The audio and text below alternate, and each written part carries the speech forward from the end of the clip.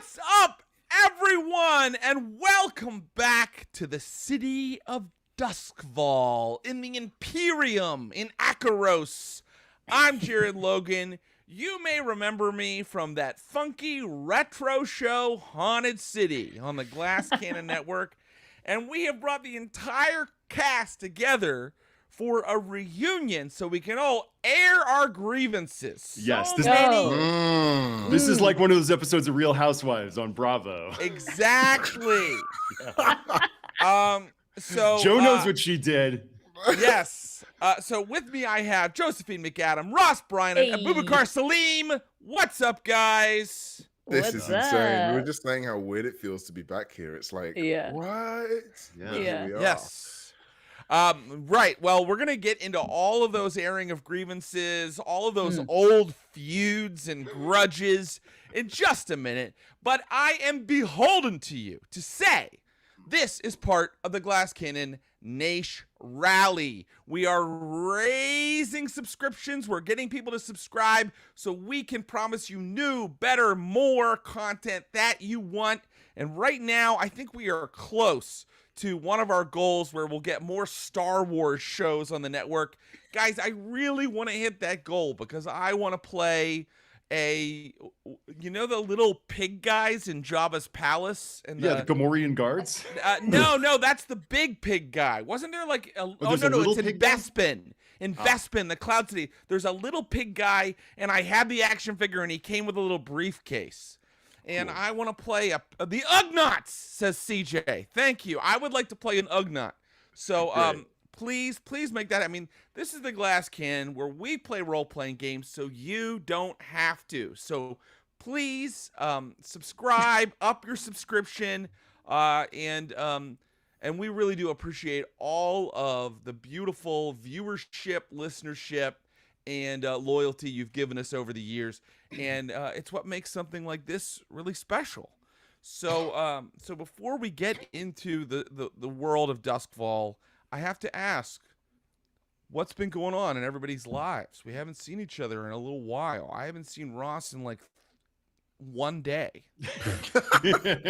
Yeah, we were here in the internet yesterday. Yeah, we were in the internet yesterday. But Josephine, what's going on in your life? What's London like? Well, I'm a Brit now. Yeah, that's just how it is. That's just how it is. I'll just carry on like this. We all talk like that. Me. Yeah, we all talk like this. That's right. With that screw face too. Yeah, that's right. Yeah, you've sort of gone lock, stock, and two smoking barrels. Yeah, I'm out here on the mean streets of London. That's great. You've picked up the accent. That's good. Yeah, no, but it's great. It's lovely.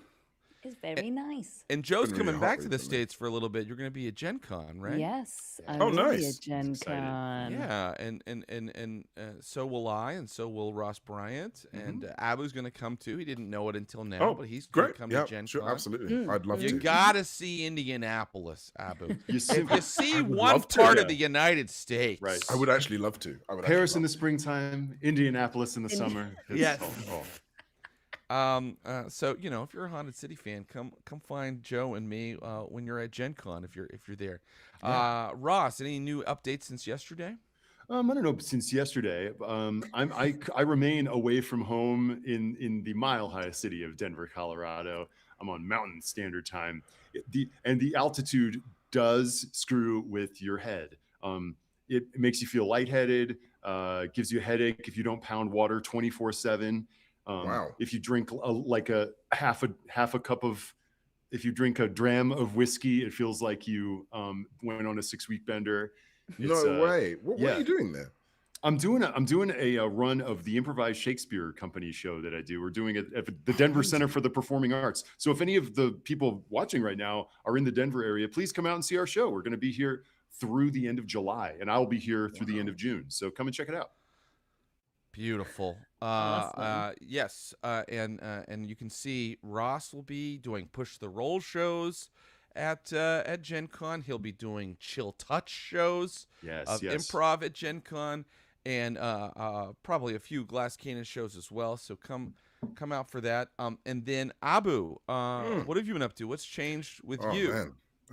Yeah, I'm just been. I mean, the most recent thing is obviously prepping for season 3 of season 3 of House of the Dragon.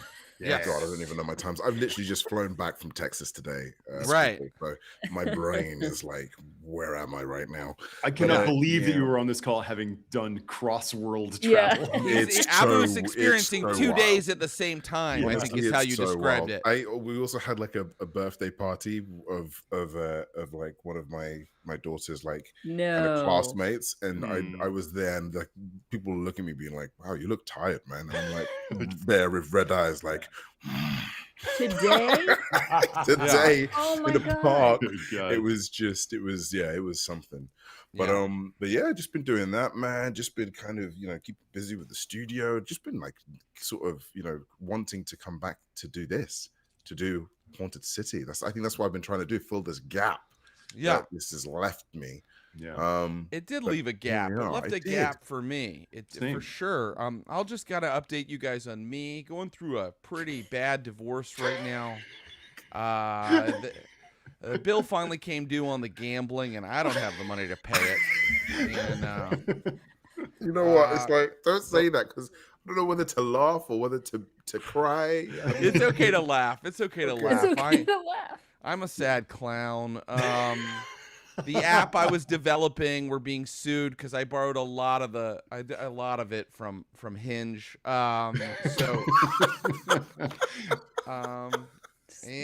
I just bought a new gun. All right. Okay. Yeah. Some of that might have been facetious. Let's get back into Haunted City. The only way we know how. 1,000 years ago, this was a land of beauty and magic. Then came the cataclysm that blotted out the sun and ripped open the gates to the land of the dead. The city of Duskwall is a metropolis of refineries, factories, and tenements surrounded by a crackling lightning barrier that keeps out the ravening horrors of the undead. Outside the city is a wasteland of ghosts. Inside is a teeming hive of scum and villainy, intrigue and corruption. Life is cheap in a city ruled by death. The sun is gone. The only thing that shines in Duskwall are the blades in the dark. Oh my God. My God. Chills. I was unsure I'd be able to remember it. So I looked it up on Reddit, and I think they have it wrong. Oh no! Oh wow! Yeah, what is this? I don't know. Some of the middle is wrong, Reddit. Some of the middle is wrong. Wait, let's call out the individual user who got it wrong. You're gonna call out the OP? Oh man, this OP Jared, don't has be a it wrong. Don't Let be me a just, Redditor. you guys, I have to just really comment really quickly. No. Oh, while Jared initiates a flame war on Reddit, let me just say that introduction truly gave me chills. And I mentioned this yesterday, and it's true that I have been like casually running some Blades in the Dark with a few friends in a home game, and I find it I cannot physically do it. I cannot begin our session unless I do that intro for them. No way. That's like it's the only way that I can kind of pass out of real life and into the imaginative space of Duskwall. Oh, wow. Okay, so I've been Pavlovianly trained. This Haunted City intro is somewhat incorrect in the middle. No shade, I actually don't remember how it goes exactly, but some details are wrong in the middle. Jesus and Christ. comment. That's terrible. That is so bad. Can you imagine someone being like, that was so wrong. I can't remember it, but I just know it's wrong. Yeah. a true Reddit poster. That is an exact Reddit post. Yeah. For sure. So for those of you watching online, I'm hoping you're enjoying our reunion where you're getting live Reddit posts. Yeah. This is a Glass Cannon Reddit combo event. All right, so let's talk about Haunted City. Haunted City ended it ended for all intents and purposes. The storylines of Juliet and Valkos and Ross's 19 characters all came to a close. Okay, It sounded like I was greedy. Jared, I have an idea for a new character. Ross, can't you just stick with the one you have? That was our constant argument. Yeah. Airing of grievances, as I promised. Thank you, Andy Cohen. But let us recall what happened at the end of Haunted City. At the end of Haunted City, there was a civil war within Akaros in the Imperium between the Leviathan hunters, led by Strangford and his allies, and the Imperial government itself. And this civil war was sort of set off by the fact that the demons in the Void Sea were becoming less and less, available. There were less demons. They couldn't find them anymore. They seemed to be becoming extinct. And of course, the demons are what provides. They're called Leviathans, obviously. The Leviathans are what provide the Leviathan blood, which then is refined into electroplasm, which is what lights the city of Duskwall and the cities of the Imperium. And without those lightning towers powered by electroplasm, the ghosts of the Deathlands can get in and destroy the city and wreak havoc. So that was a concern. Now, Juliet Bell Rose, being the brilliant scientist that she is, her storyline the entire time dealt with the fact that she had developed a formula for renewable power. And at the end of Haunted City, she made sure to send that formula via telegram to the press, to an ink rake named Vorka Bramble. So that theory was out there. It was in the press. It was in the public eye. It was released. All right. And then after having done that, Juliet and Valkos decided to open a school. They decided to return to Duskwall and open a school to educate the future generation. It is now 18 years later. Juliet, your discovery has been tested and verified and is now being referred to as electroplasmic fusion. Ooh. Electroplasmic fusion works. The Imperium could end its reliance on Leviathan blood tomorrow if it wanted to.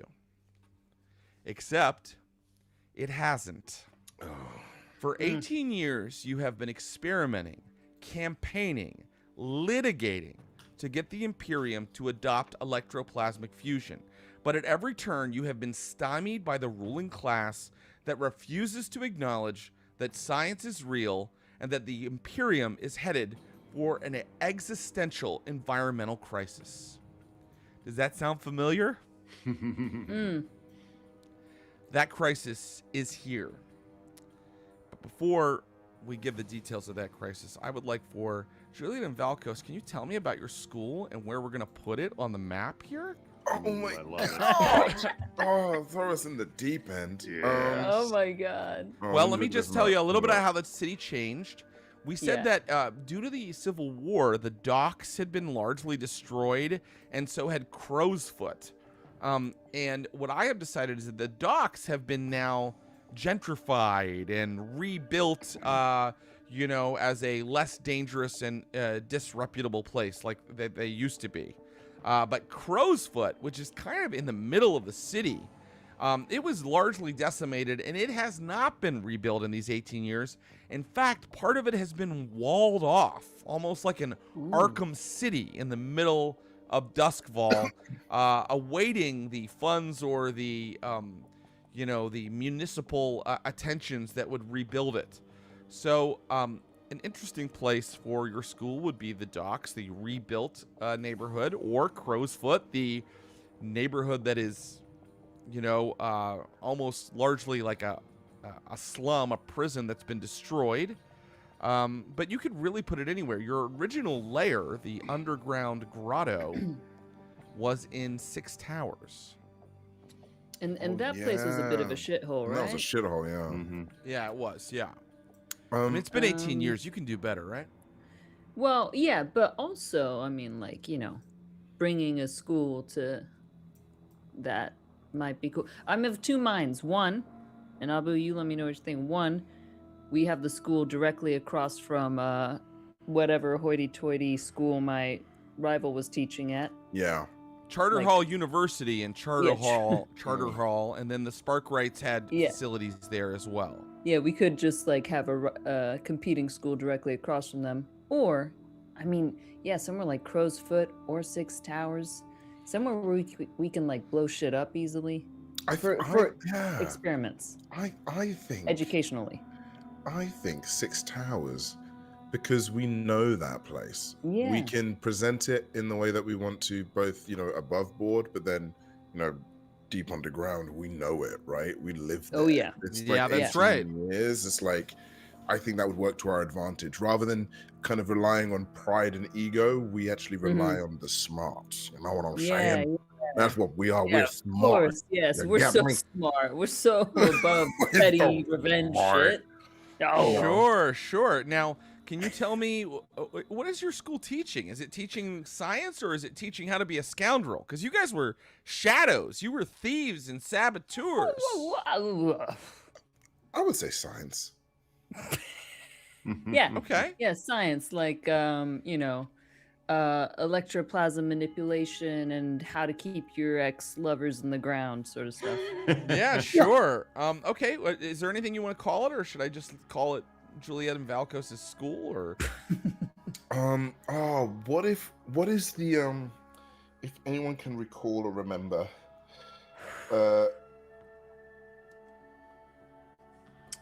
Ross, what was your first character's name? Selyak Khan. Selyak Khan. Yeah, who may still be alive for all we know. He's still around, right? Yeah, I think we saw him alive at the end of everything. Yeah, at the very end we saw he was still up and about. Kind of pivoting back into his legal career.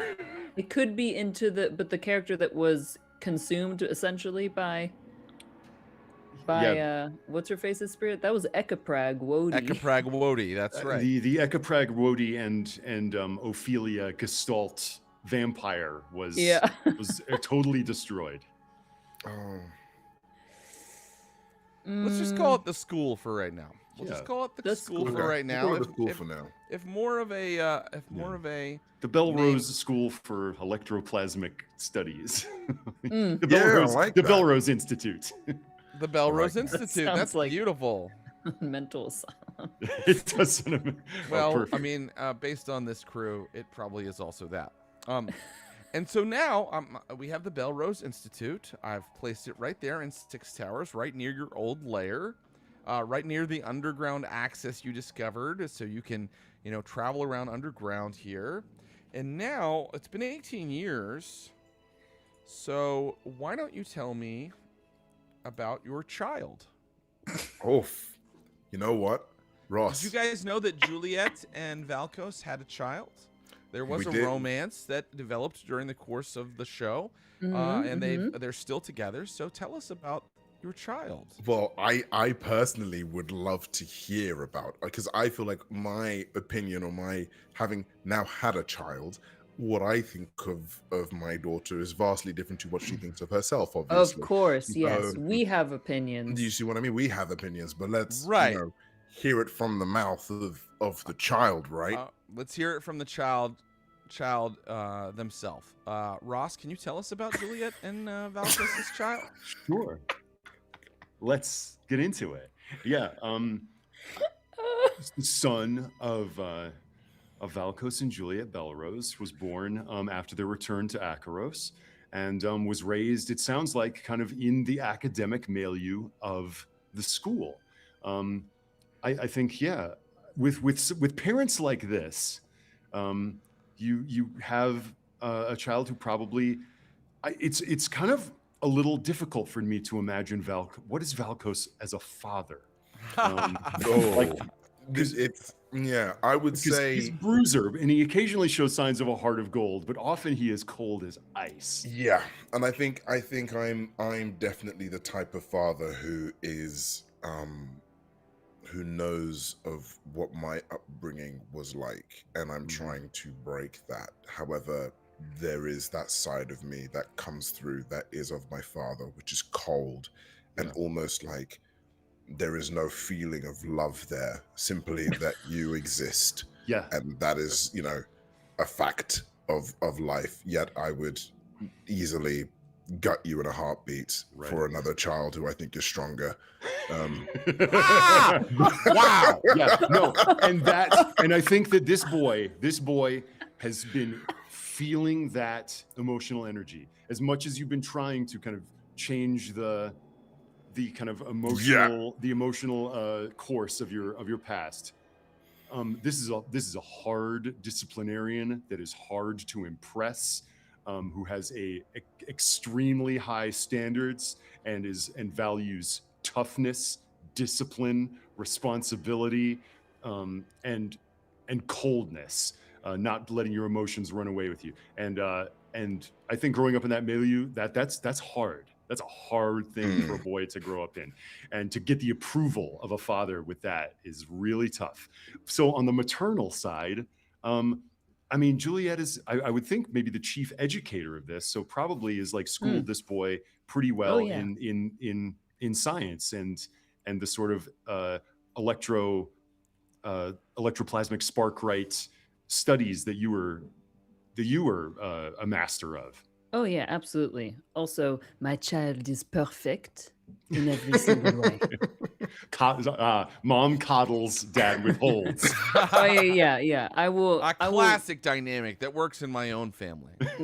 Great. Yeah, I would come to fisticuffs with dad if necessary. Okay.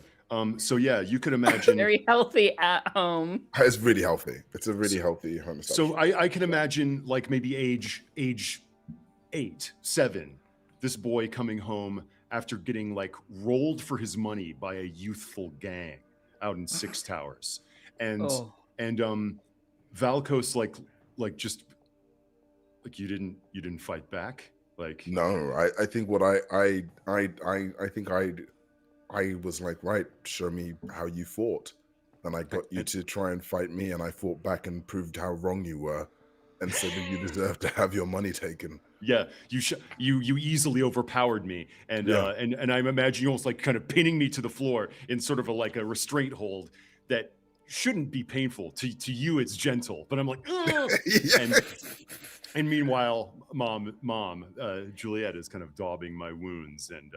But I would say though, I definitely, you know, whether you know this or not, I definitely found each of these children's fathers, and you know, took a piece of their flesh as well as their money back, but kept it for myself. Right. I imagine this boy walking through the streets again and seeing those same bullies and almost like getting ready to fight, but then just seeing them break eye contact and like move away into the shadows. That's the thing. My way of showing love. It's great. We never really got into childhood in Duskwall, so I'm glad that we're finally getting into that. Can you imagine? I imagine it's a similar kind of mirror underworld to what the crews are like. There's probably a bunch of like Artful Dodger, Oliver Twist-ass kid gangs everywhere. And, I'd like to know what he is like now. Tell me about him now, or is it a he, him? I'm sorry. He, him. Yes. Yes. Okay. I think a bright boy who is like diligently studied, grew up in academics, and I feel like those kinds of kids just by osmosis attune to what's valuable in those kinds of environments. So you got a reader, someone who's studying and learning, who sees the noble mission of his mother and how it's been frustrated time and time again by the aristocratic powers that be. But also someone who is trying to impress his dad and sees how his dad values like the path of strength and that they hit you, you hit them back twice as hard.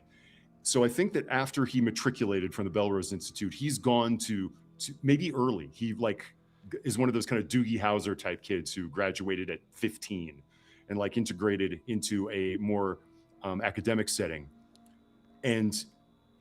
But because he's been so steeped in the virtues of electroplasmic fusion, I want to say that he is like a version of he's a Duskwall version of a radical climate activist. And the more he moves among the people in the university, he's like, don't you see that you're blind? You're going down a dead end. We need to. The whole system is standing in the way of progress, and litigating is not going to break it apart.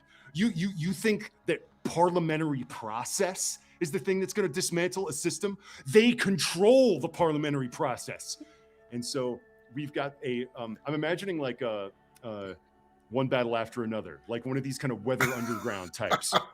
So let's just see this kid who we saw battered and bloody at 7, now at 18, standing out front of a Sparkrite building with a little chronometer, just like 5, 4, 3, 2, boom, and this whole thing just like detonates. As a bunch of like 17 and 20-year-old kids like run away with bandanas over their faces and like painting something on a wall, like fusion forever. Fusion is the future. The demons are demons must die. The system will fall. And like running like sliding down storm drains and ducking into gutters, one step ahead of the Bluecoats. Brilliant. And brilliant. And much like people in Duskwall, he has an alias. Among his little radical group, he's known as Mantis. Mantis. Oof. But what did you guys name him? And what's my name? Ross said he's fine with Juliet and Valkos naming him right now. So what did you name him? What would this pair have named? What's their his son? Real name? What would you? And Valkos lacks a last name, as far as I know. Well, this is it exactly. So Yeah. I would have left it to you, Belrose. Oh, shut up. No, because I think like genuinely, like I think it would have been one of those ones where I think for my tribe, it's like you have to earn your name, and I feel like he hasn't earned his name yet, and I think like there is a sense of whatever you call him, it doesn't matter to me. Like he is just simply an offspring of ours that has to prove his name. Offspring. Wow. I mean, My daughter it's a loves different me, philosophy of parenting. Yeah. You don't have to, names are hard off the top of your head. If you want to wait or come up with it later, unless something's coming to you right now, Juliet. Yeah. What is the name of your lover? Of your It was Ophelia. Ophelia? Was it Ophelia? Mm-hmm. Yeah, but that kind of went sideways. No, it went sideways. That But got there's still complicated. something there. I'm wondering if there is something to do with O. Hamlet. No. Or like an O name, yeah. Yeah, or like Orpheus. Orpheus. Orpheus Belrose. I Yes. like that. Orpheus Belrose. What a It's fucking too awesome name. fucking awesome. All right. So now that we know, we've welcomed this addition to our family, and we know that this is our crew, I'm going to let you know what's happening right now. And you all can then kind of peek and poke around the world, gathering information until a score starts to congeal. I do plan to use some things from John Harper's Deep Cuts. That is the new source book that he released for Blades in the Dark. Some setting things. I'm even going to try to incorporate maybe a rules thing if it comes up. Nice. And by the way, I should have said this before. Go and buy Blades in the Dark. Buy Deep Cuts. evilhat.com. It's easy to find it. Go and get this game because it's really, really quite incredible. And thank you to John Harper and Sean Nittner and all the people at Evil Hat for bringing us this game. Well, the game I keep saying is the best game, role-playing game written in the last 20 years. It is truly It's good. so good. It's really amazing. It is so good. And for someone who like even plays now, like every now and then, I'm chasing this feeling, man. It's so good. I know, and to have like a completely different kind of approach to rules and everything, and have it work so well. Okay, so here is the situation. All right. First, let's talk about this energy crisis, okay? The people in power own the Leviathan blood reserves and the refineries that make it, and they have forced their own alternative fuel onto the market. This is a thin type of electroplasm made from Leviathan blood that has been cut and recut with chemical additives. It provides a weaker charge, pollutes the air, and it is prone to brownouts. This smelly stuff, we're going to call it serum. Serum is like when you make a blood weaker, you kind of water down blood, it becomes serum. That's what we're going to call this stuff, serum. And even now, stores of serum have also become depleted. So the Imperium scientists are scrambling to figure out how to manufacture an even weaker variant. Due to dwindling stockpiles, serum has become prohibitively expensive, and it is not being distributed equally throughout the city. The lightning towers around low-income neighborhoods have been shorted, and brownouts have been responsible for multiple hauntings, possessions, demon incursions, and deaths. And now let me give you another part of your situation. Let's talk about electroplasmic fusion. It is the hope for the future, but how does it work? Let's be clear. Your institute has your own private electroplasmic fusion generator, okay? Electroplasmic fusion is a process that turns electroplasmic manifestations into energy. Now, what is an electroplasmic manifestation? Any kind of weird phenomenon that you might attune to in the ghost field can be a source of energy for electroplasmic fusion if it is collected. But the easiest or most apparent or evident source of electroplasm for your fusion process are ghosts. Ghost power. You must feed ghosts to your generator. Oh my God. It's ghost fuel. Amazing. How have you been doing this? Oh, well, So- are you going to answer that, or should we answer that? I want you to answer it, and each of you can answer. Having given you that kind of, this is the state of the world, let me know what you'd like to be doing, and we'll find a score in there somewhere. I think I have been, as we all know, Valkos has been ridden by many a ghost. It is who he is. I think after 18 years, I've gotten used to the idea of having some form of control, and I've been targeting specific type of characters of ghosts and feeding them in almost like a weird sort of trying, like, vigilante-esque nature of, like, I'm making penance of something, by feeding this, these malicious ghosts into this thing. That has been my role in this, because I don't have the smarts, you see, but I do have the savviness and kind of the strength there to help. So yeah. How are you doing this? Do you the classic Blades in the Dark way to catch a ghost is with your lightning hook and your spirit bottle. But I know Valkos was good at letting spirits ride him. Yeah, how I are you let catching the ghost? I let them ride me. I think I let them ride me, and it's this constant like feeling of a sense of, like, having them feel like they're in total control, and the next thing they know, they're in this space where we're about to execute and feed them into this machine. I just see Valkos with the spirit inside of him, like sitting down in like something that looks like an electric chair, and you put the helmet on him, and then you pull the lever, and it sucks the ghost. Oh yeah, absolutely sucks the ghost out of him into the generator, and it looks like something out of maybe Frankenstein. But what I like about that is you should also know that the city looks a little different than it did 18 years ago. 18 years ago, Duskwall had sort of a Victorian, or what do you say, Edwardian sort of look to it. And now we're progressively into, 18 years later, we're into like a kind of a 1920s, early 30s aesthetic for Duskwall.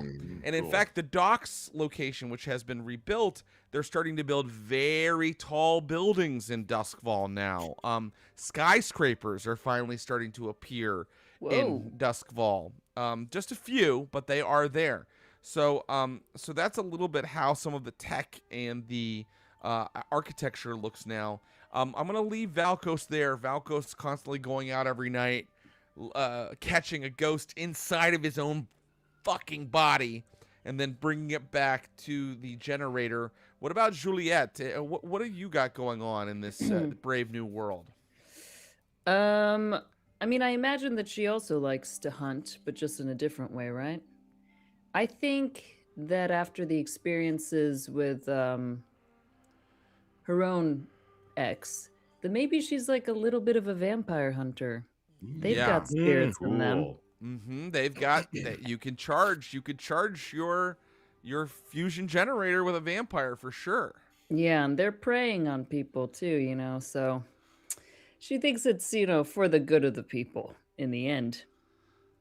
Very I think good. she's going out, yeah, into the nights. Look, and you know, we each have our own hobbies.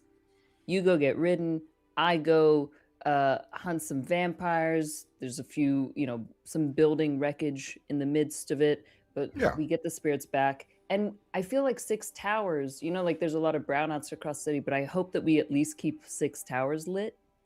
Well, 6 towers, maybe with your help, it's being kept lit. And 6 towers, although it was an older neighborhood, it was also a wealthier neighborhood in some ways. It was kind of like the once long ago fashionable neighborhood, right? But for example, Rowan House and some of the very old and storied families lived there in 6 towers. 6 towers has remained lit, but what I will tell Valkos and Juliet, I think that on your nightly hunts, you could give me some kind of roll to see if you learn some things about things that are going on in the places where you are hunting. Here we go. These are gather information rolls, and I'd love an action rating. One of your actions, pick one of your actions that you are using to hunt. And if your hunt is successful, you're going to learn something. I want each of you to give me that. When you say action, it's not insight, prowess, or resolve, right? It's like no, those are your attributes. Yes, so it is the specific one. Yeah, sometimes they're called skills by the uninitiated to the ways of blades. But so could I use a tune? A tune makes perfect sense. Absolutely, you could use a tune. And what's the position? I'm going to say very controlled because you've been doing this for a while.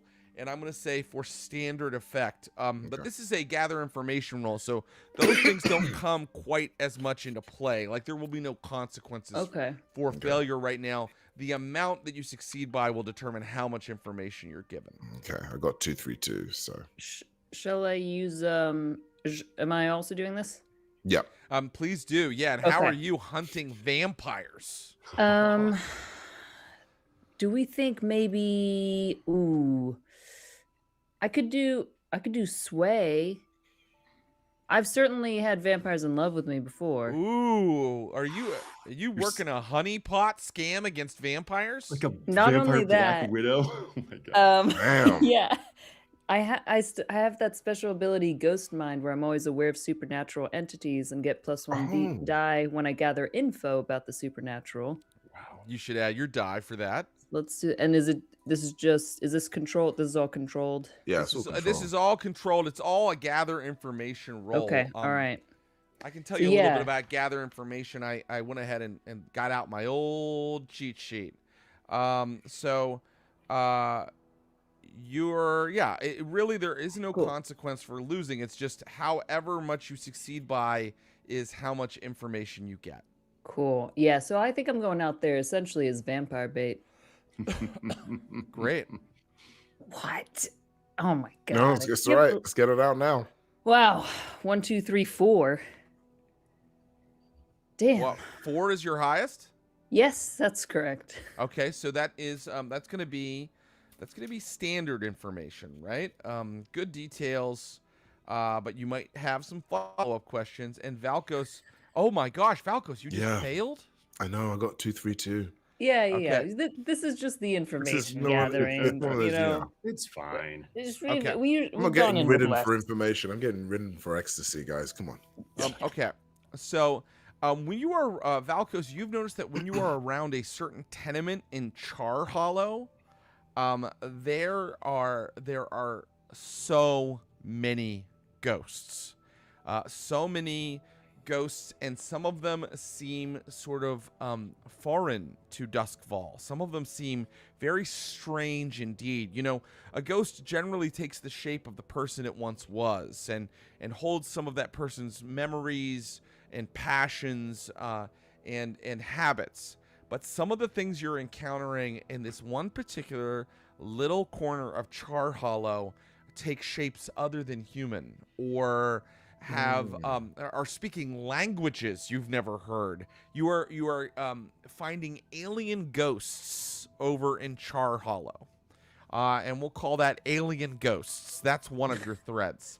Juliet, success, but with some follow-up questions, perhaps. Okay. You know that you're pretty sure, after having been picking off vampires for years, that there is a group of vampires that are hunting people in Coleridge, and they are wealthy, and they are hunting disenfranchised citizens as sort of like game. And they enjoy it as sort of a sport. You think that there is an organized group of wealthy, well-to-do vampires being basically like wild hunts through the streets of Coleridge, going after citizens that, you know, many people would choose not to miss, right? So you learn about that. Damn. But now let us see, while you are busy with these very scary and intense midnight activities, moonlighting indeed, let us see what our friend Orpheus Belrose is up to. Orpheus, what have you been up to? Orpheus is an agitator and political organizer. He's spending less and less time at home. And he probably is like crashing with a girlfriend every now and then, although the girlfriend maybe changes every month or two. Excuse me? We're not you know, it's we're listen. Monogamy is a cultural constraint. It's a story. I mean, Father's ridden by the dead every night. You share him every night. I don't have to listen to this. Slam. Oh my God. So I think, yeah, I'm at parties. I'm at like he's involved in the youth culture. And if this is like 20s, 30s inflected, whatever the Duskwall version of like little leftist speakeasies are, like down in Six Towers or maybe even in Char Hollow, or these places where people are mixing up mushroom spirits and having deep political conversations and sipping strange teas that keep them up for 3 days. It's like, yeah, money's the root of every single evil that's choking us out. The Leviathans are dying, and we have bound ourselves in an unholy alliance to demons. We judge people who communicate with demons, but our entire society is built on demonic communication. We can communicate with ourselves, make energy for ourselves, by ourselves, and these sorts of conversations are just going on and on into the night. It sounds like he's consorting. He is consorting. Why don't you give me a consort roll as he moves from speakeasy to speakeasy, having his impassioned intellectual debate with fellow students, rabble-rousers, bohemians, ne'er-do-wells, criminals, and revolutionaries. I love it. Can I ask please.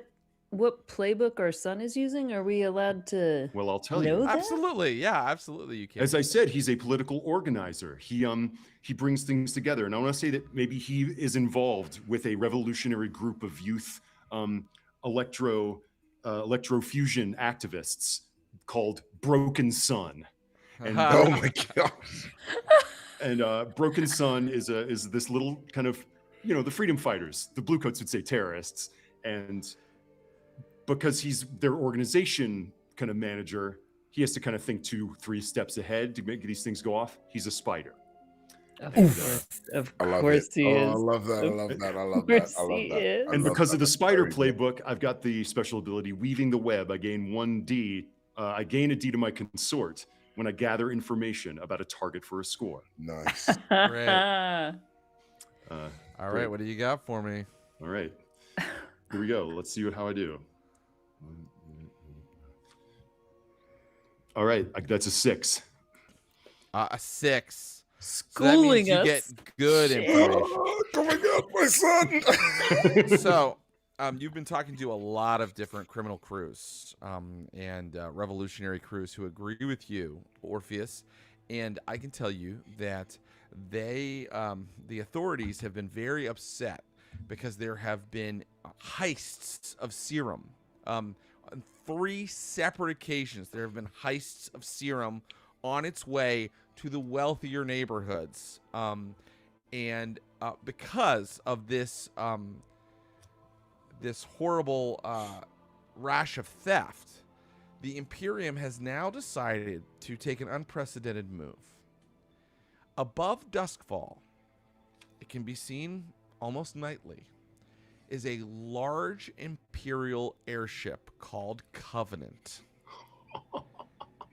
The Imperium has decided to now deliver serum to the various neighborhoods that it wants to supply via Covenant. So the Imperial military are using their airship, and remember how Zeppelins used to dock with the Empire State Building? Mm-hmm. That's now how they are getting the electroplasm, the serum, to the neighborhoods that they want it to go to in the amounts that they want it to go to. Because when they were transporting it by rail or by hull car, they lost it. There were like 3 daring heists, and you got a 6. So those daring heists were carried out by a crew who you don't know a lot about because you didn't get a critical hit, called the Unchained. I like the sound of these people. So we're going to call that. So we have vampire hunters for Juliet, and we have airship cargo for Orpheus. And you realize, of course, Orpheus, the ultimate would be to liberate a cargo of this serum from Covenant. Yes. And I don't know if Orpheus would want to destroy it, because he's an electroplasmic fusion guy. That sounds. I mean, he doesn't want to steal it. He wants to bring the whole airship down. As a propagandistic signal, to the aristocratic imperialists who have us all crushed under the bluecoat's boot. And so great. That's amazing. Wow. What amazing hooks. Oh my god. Yeah. So vampire sport hunters, alien ghosts, Imperial electro serum airship. Oh my god. So here's the deal. I'm going to tell us a little bit about kind of our situation, the setting. I want people to remember what the city is like. But then I'm going to ask you guys, so I'm going to give you a second to think about it. What do you want to do today? And we can talk about it just as players. You know what I mean? Which of those things do you want to do? Even though our characters, their relationships are complicated, maybe Orpheus would go off half-cocked and try to, steal the cargo on his own. We can still approach it like a score as normal and just kind of role-play our way into where we need to be, okay? So we can be completely transparent here. But I'm just going to let people know that right now in Duskwall, it is the season of the month of bright sky, all right? The city is supposed to be lit up this month, right? So in Duskwall and in the Imperium in general, because long ago a cataclysm blotted out the sun, the sun is broken into shards, and it glows faintly during the day and then goes completely dark in the evening. And that is, of course, how Broken Sun gets its name. During the month of bright sky, it's sort of Christmas for Duskwall. And the city puts extra electroplasm reserves into lighting everything up in like a festival of lights. But due to austerity measures implemented by the Imperium this year, there will be no extra decorations or lights. And so the Imperium has effectively canceled Christmas for all of Duskwall. Oh my god. But you should know it's cold, and it is darker than normal, although there is lighting everywhere. In the docks, the area that has been sort of gentrified, the government has gone to great lengths to try to make it a new desirable place to do business. And so not only have these great skyscrapers gone up, these skyscrapers where Covenant will deliver some of its serum, but also they have perfumed the water with weird chemicals. And the end effect is the smell of sewage and perfume together. Oh, God. Right. Like my flight back. No, Exactly. no. Yeah. In Crowsfoot, as I told you, it's walled off. The Bluecoats will not go there anymore, and it has been partially walled up. In Char Hollow, repeated brownouts have caused so many spirit incursions. Coleridge, which used to house a lot of the warehouses and factories that depended on electroplasm, many of those warehouses are now completely abandoned. And the unhoused of the city, of which there are many more now, have congregated here. But again, as we learned from Juliet just now, dangerous spirits and other entities abound. And yes, Covenant and other Imperial airships are constantly hovering over the city now. And sometimes they can even direct these great floodlights down on parts of the city where there might be some sort of criminal activity to help the Bluecoats find the source of a problem and deal with it. And the Bluecoats, of course, deal with it in their own fashion, which is not always that effectively, especially if someone greases their palm a little bit. So now that we have our world and we have our potential leads, what are you guys thinking? And you can talk about as players or as characters, whatever you'd like. I mean, I love all three of these, but Oh yeah. I mean, I can tell you, I mean, the one that Orpheus would probably find most compelling is to do this little act of terrorism against the Imperial airship. Of course. And I will say, you know, technically, Valkos and Juliet are in retirement as far as heists go. But if you think I'm not tracking my son, Of course. Well, this is Let it. me I tell think we're both very Yeah. much tracking. Oh my God. Orpheus. you think I don't One of have a chip in that boy? I'm imagining at one of these speakeasies where he's having one of these intense conversations, there's like a Duskwall Django Reinhardt, like Taika Rossi, like playing a guitar with like 8 fingers, and off in the corner, like hulking Valkos just watching, Just watching in the dark. Just watching. Yeah. Well, it does sound like the theme of our story is headed toward this sort of heist or stopping of a delivery of a cargo of serum. So let me ask this. Well, let me tell you this. You would be very aware, Orpheus, that your parents would be perfect for helping you do this. They were shadows after all. I mean, This is what shadows do. I wonder how much they've actually told me about their criminal past. That's such a good question. And how much I've maybe gleaned or heard of the Remnant's reputation from people. And I've maybe pieced a little bit of it together on my own. And maybe forget if this sounds compelling to you, Josephine, maybe like Orpheus just comes home and finds you like in his room, and I've got like a bunch of like plans and diagrams and things of like the skyscrapers where the Covenant docks, and like plans and research I've already done, and it looks pretty clear that I'm like investigating something. Yeah. Got like a tear in my eye. Of pride or horror? No, of pride. Ah. I feel only pride for my son. It's the only thing who makes me feel anymore.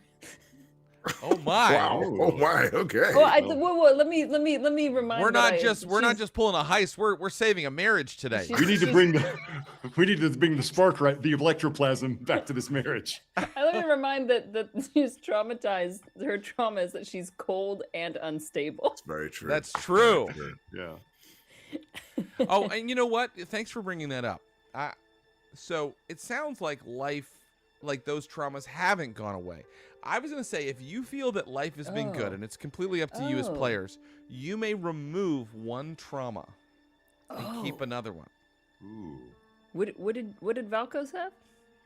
Vicious I and had obsessed. Vicious and obsessed, which is probably my viciousness comes out of how I treat Orpheus.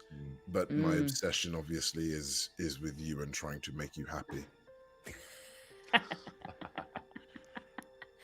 Okay. Well, then maybe I'll take off the cold, but I'm still unstable. Okay, great. Of course. And I'm going to use a new rule that says I can invoke your traumas. And when I do that, you get XP for the next time we play in 3 more years. Hell yeah. Hell yeah. And that's a new rule from Deep Cuts that allows you to invoke trauma. Oh, They can One of be the cool things invoked about once per session to create a problem or a complication, and you mark XP when I do that. And players are also allowed to invoke their own traumas if they wish. One of the best things about this game is it encourages you to seek advancement by playing against your strengths. Yes. Yeah, you didn't mention that. Fuck it, I'm cold. You would keep the cold. Keep the cold. All right. Let us then. I think let's. Is it possible that Valkos and Juliet have both found the plans in Orpheus's room? Yes, we're both in there staring at them. Mm-hmm. Maybe it's time to have a talk with your son. Did you know about this? No, I had no idea. I thought you were keeping eyes on it. You said you were watching him. I watch him. I do not watch his mind. What do you mean you do not watch his mind? He is his mind. I don't. You know what? We need to speak with him. Fine. He's not doing this alone. What do you mean he's not doing this alone? He has a group of people called the Broken Moon. Oh yeah. Oh, yeah. Moon, Sun. The Broken Sun. Do you not think that name is a little strange? Broken It's foolish, Sun. stupid. Sun. Does that Ridiculous. not sound like some underlying message he's trying to get across to us, to maybe someone who's a little too tough on him at times? I should have slapped him harder. Oh, mon Dieu. What I'm saying is, I don't know about these people he's hanging out with, you know? We can protect him best. And I think that's when Orpheus walks in. Yeah, I think Orpheus walks in, picks up the piece of paper that he had stuck in the crack of his door. He's a spider. He plans ahead, and to check to see if people go in. And it's like, oh, I see. There's no privacy at all here.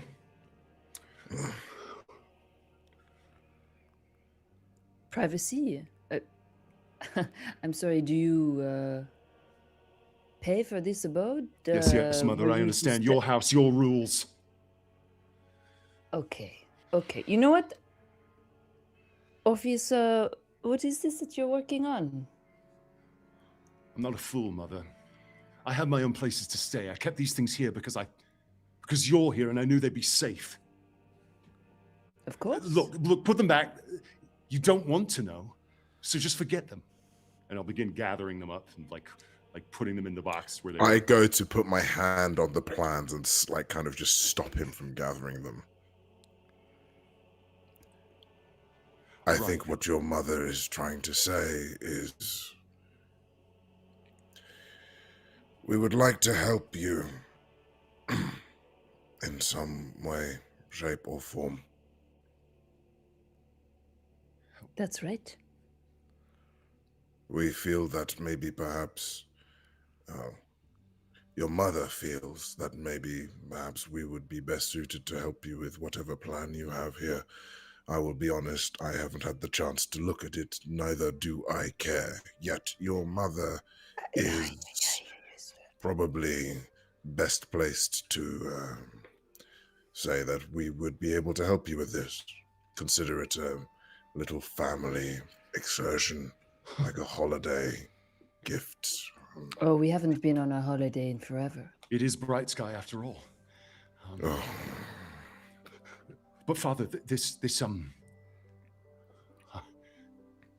even if you don't know it, it's precisely the sort of thing that I think you would admire. My friends and I are going to be striking a blow at the very heart of the corrupt imperial forces that are keeping this family oppressed, that are keeping all of Duskwall, all of the Empire oppressed. Right. Well, don't tell me, tell your mother. Yes, sir. Well, it's not a secret that the Empire now has control of the skies. Son, my Orpheus, I don't know how to say this any differently, but you do not need to convince me to kill some imperialists. If that is what I'm sorry, I do not mean to push murder on you. What was your intention with this plan? Is this a low casualty situation? And your father keeps, deflecting to me, but I know that your father feels the same way, even if he cannot express it correctly. The broken sun tries to move in secret. We are the glittering shards that hide when the dark sky falls overhead. But we don't seek to have casualties because, of course, we don't want the spirit wardens on our tail. We destroy the material, the destructive capacity of imperial forces. You've never told me much about your past, Mother. But I've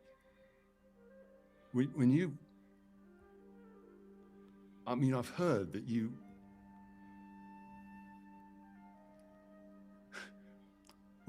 Killing imperial forces? I don't know what you've heard, and that was just a slip of the How did you evade?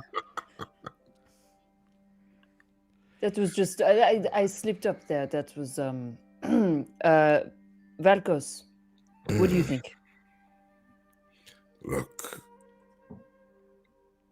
I'm here for the ride. I'm interested. Yeah, truly in what you're doing. I'd say I thought you were all talk, no action.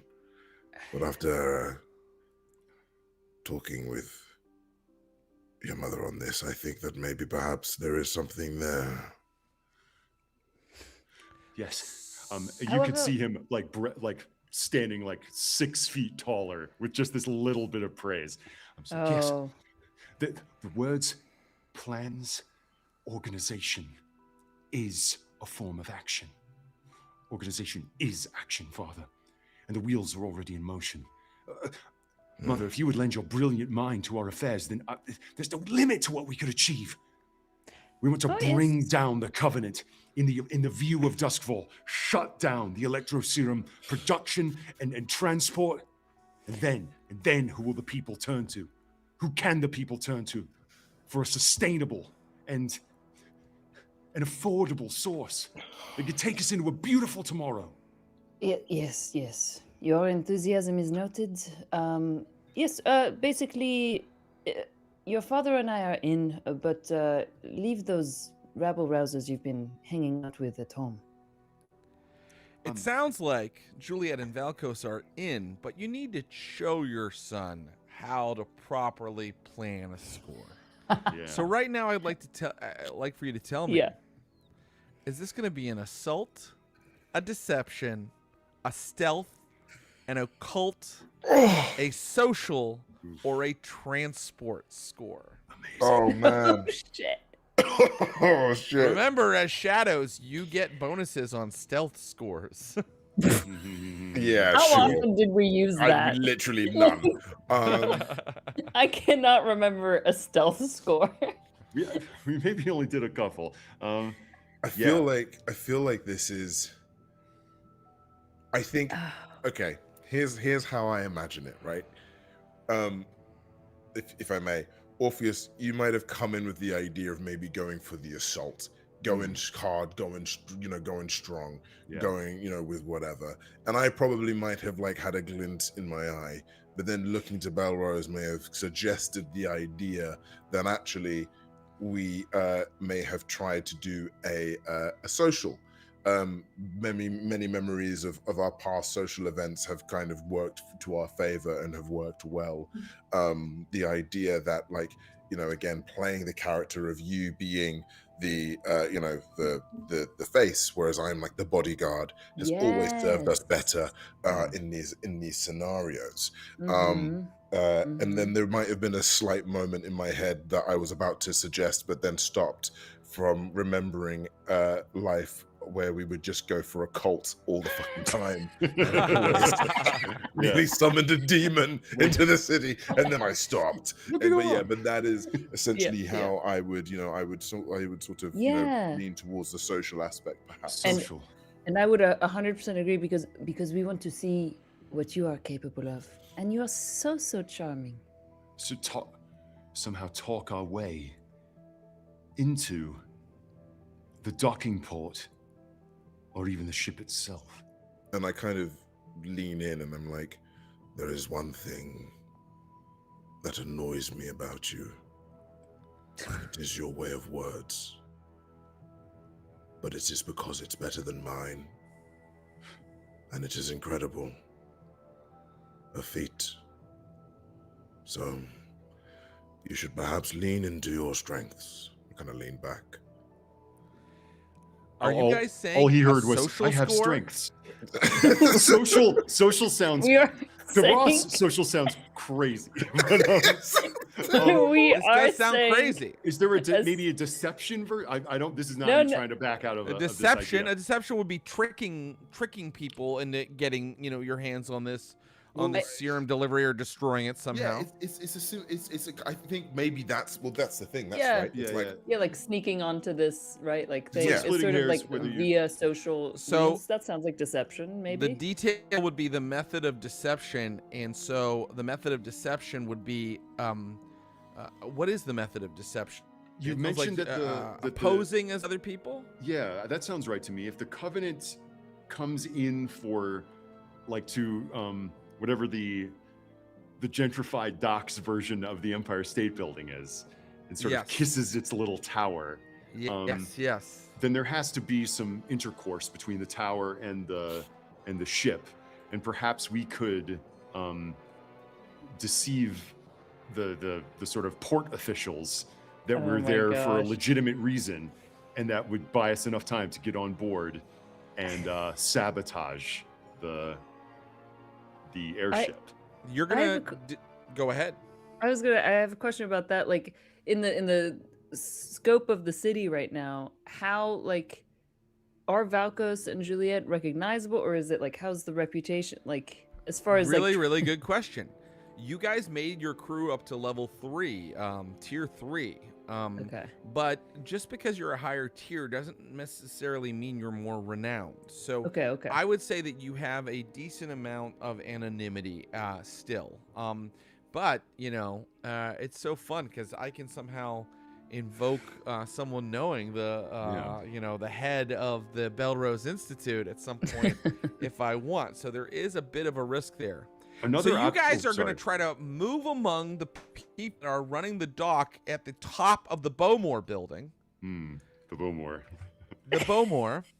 And get onto Covenant, an Imperial warship, and somehow destroy its cargo of electroplasmic serum. Do I have that correct? That would be the deception angle. Maybe maybe there's a cool cannon we could shoot from somewhere else to bring it down. Oh, I'm sure a cannon will be shot at some point, but for now, deception it is, baby. We're going to take a very short break, and when we come back, we're going to do the engagement roll, and we're going to begin this score.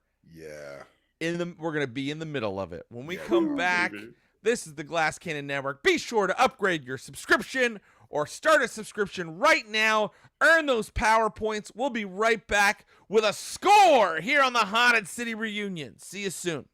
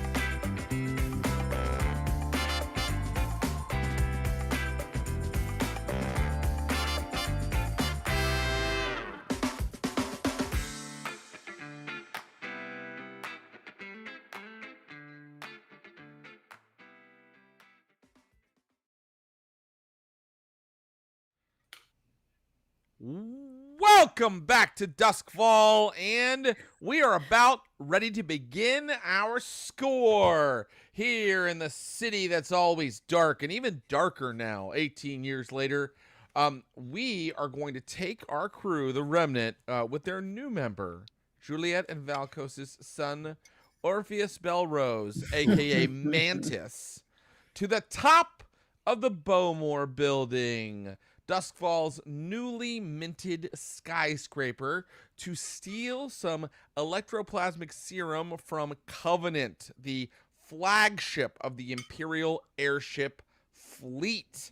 Steal, destroy, I'll let Mantis decide that when he gets in there. Ooh, right now, we're going to do our engagement roll. We've chosen the type, the plan, and the detail. We've chosen deception, and we've chosen that our method of deception is posing as people that belong there at the Skydock at the top of the Bowmore building. Is that correct?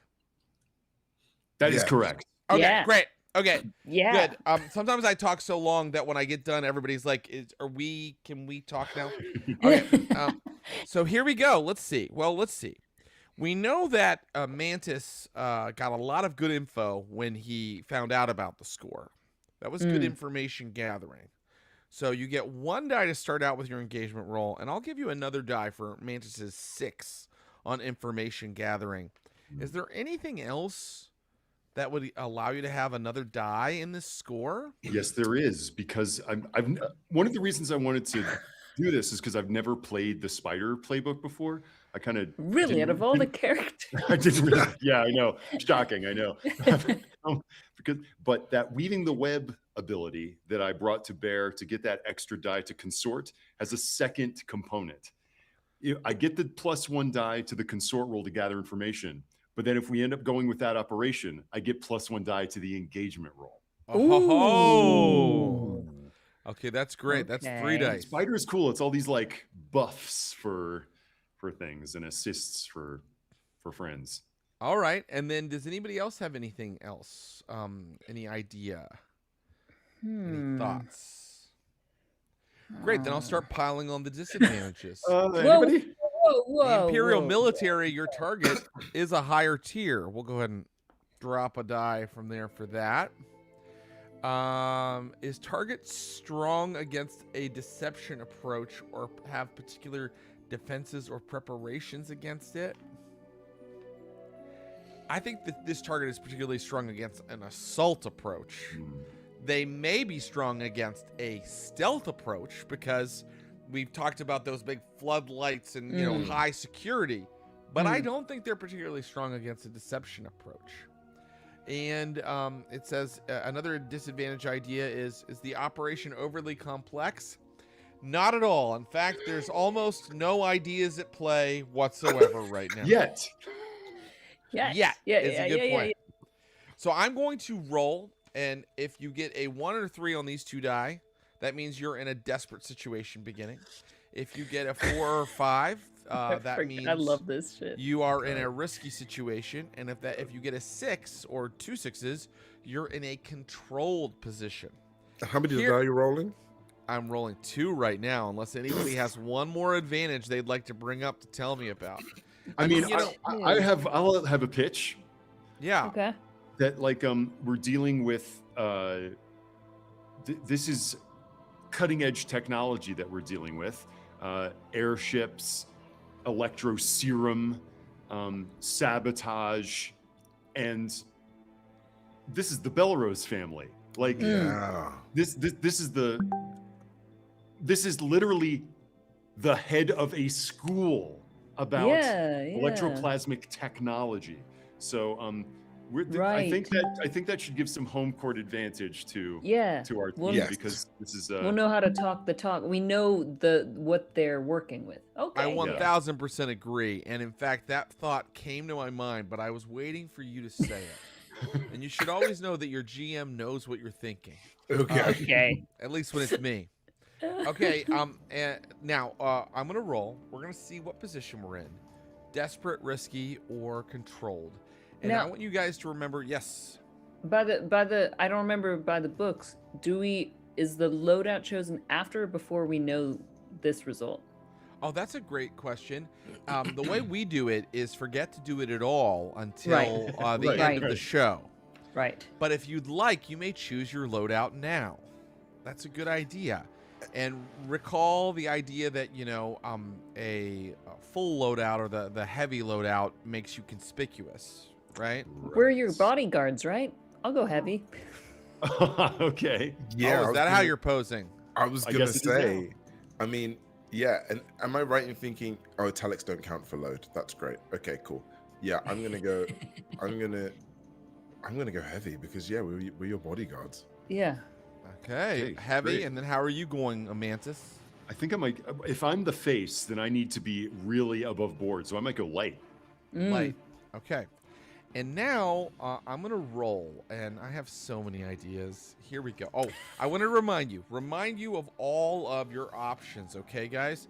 Remember, flashbacks. Take stress to reveal something you did earlier that is perfect to help with this part of the score. Remember that you can resist any consequence I give you. Anytime I tell you, hey, if you fail this roll, you're going to get this consequence. When that consequence comes through, you can resist it. You'll take 6 stress, but then you'll roll your attribute rating and subtract the amount of stress you took from the successes on your attribute roll. Okay? You can help each other, teamwork. You can take a stress to give a teammate an extra die. You can lead an action, and everybody rolls, and then the leader takes 1 stress for each person who fails the action, but we go with the highest rating that was rolled. You can always use your armor if you have any special armor. This is something I don't think we ever did, but certain types of armor can take care of certain types of consequences. And I plan to use a new rule called invoking harm. The way harm worked in the original book is if you took harm, it would take dice away from actions that you took that harm would affect, right? And you can still do that, but I can also, according to the book, Deep Cuts, now invoke harm to do other things to you, to change the situation or give you a worse position. All the different awesome consequences that are out there, I can invoke harm that way. So harm, you can always resist harm, and you can resist it with your armor sometimes. Okay, so keep all those things in mind. As I roll, I rolled a 2, a 2, and a 4. Okay. Risky position. Okay. Yeah, risky. We've done risky. And so, I'm going to place you in what would be sort of the de facto start for a score of this nature. I believe that on the same floor that Covenant docks, there are other air docks on the Bowmore building. And right now, a pleasure cruise is docking. A pleasure cruise for the moneyed citizens of the Imperium is docking, and there is a reception for those who are going to be exiting and boarding it. And you have determined that you can perhaps fit in among these moneyed and wealthy elite. The ship is going to leave and take a beautiful little cruise around the island of Akaros, perhaps stopping at one of the other cities here in Akaros. And it is cold because it is the month of bright sky. and you are in the dock for this particular other ship, which does not look at all like Covenant. It is a completely differently shaped ship. It betrays the fact that it is for, an excursion of leisure for the wealthy elite. It is kind of beautiful and gilded with a big balloon. Covenant doesn't have like a balloon. Covenant doesn't look like a dirigible. Covenant looks like a big black spear that floats through the night. But this thing is covered in lights for bright sky, and people are getting off of it. And because it's Bright Sky Month, people are decked in these big, luxurious synthetic furs, and they're coming down and they're sort of, as we said, Art Deco fashions of the moneyed elite.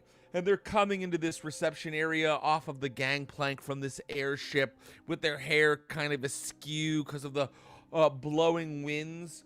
And I don't believe, let's see, well, if it was controlled, I'd already have you in the room. But it's risky. Mm-hmm.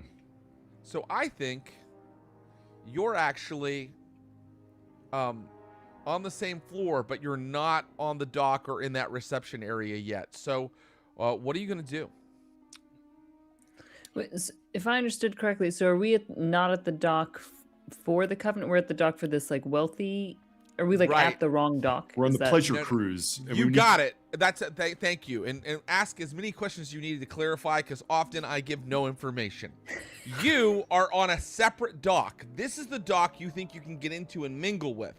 And perhaps once you get out on this dock, you'll be able to see where Covenant is. Got it. But got it. Covenant's dock is bristling with Okay. soldiers, security personnel, security hulls. Oh my Right. It God. is Right. highly, highly classified and guarded. So this is the area you can get into, but you're not even into it yet.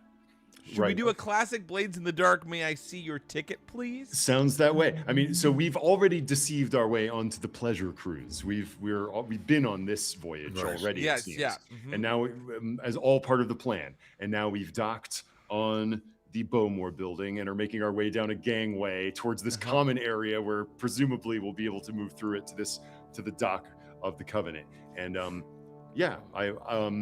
And so you're dressed in your finery, unless you are meant to look like a bodyguard, as Juliet and Valkos are. Oh, and you know what? One more thing, because it's risky. I want to do one more thing that'll make this fun. Of course. Please give Valkos and Juliet a level 1 harm called Rusty. Whoa. You haven't done Can this in I- a can I- very long time. Can I counter this? I know it sounds terrible, but remember, I have the beautiful special ability of tough as nails. Penalties from harm are 1 level less severe. So Damn. I might be rusty, but I still got it. You still got it. Okay, you don't have still to got take the it if you don't goods. want to. Classically, you don't have to take. And your ability, I guess, since it's not really a level, a level 1 harm goes to 0, so that's Okay, fine. so just Juliet is rusty. That's It's fine. okay. Don't worry about it. I got you, my love.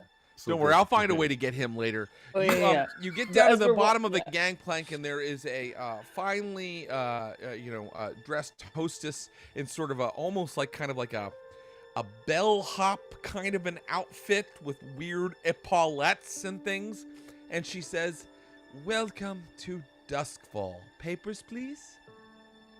and I'm gonna use a flashback. Already? yeah. Didn't even try. I'm gonna take a stress. Is it how many stress again? Well, you have to tell me what the Depends. flashback is.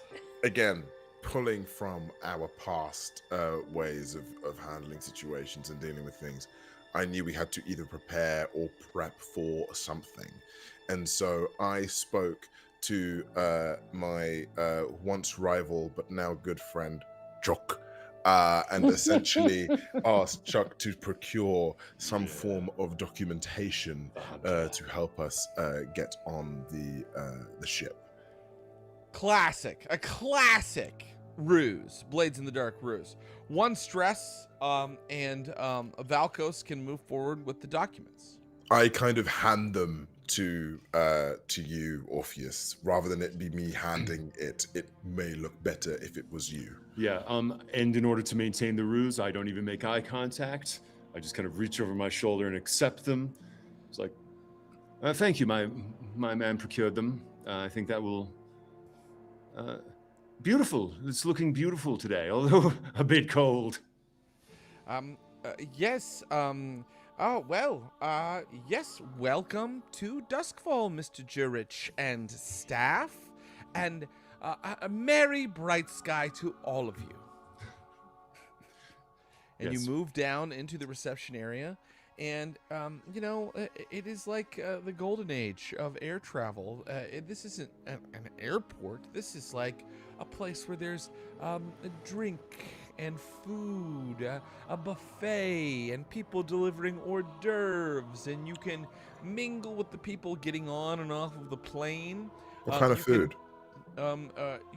This is the food of the wealthy. So there is actually meat here.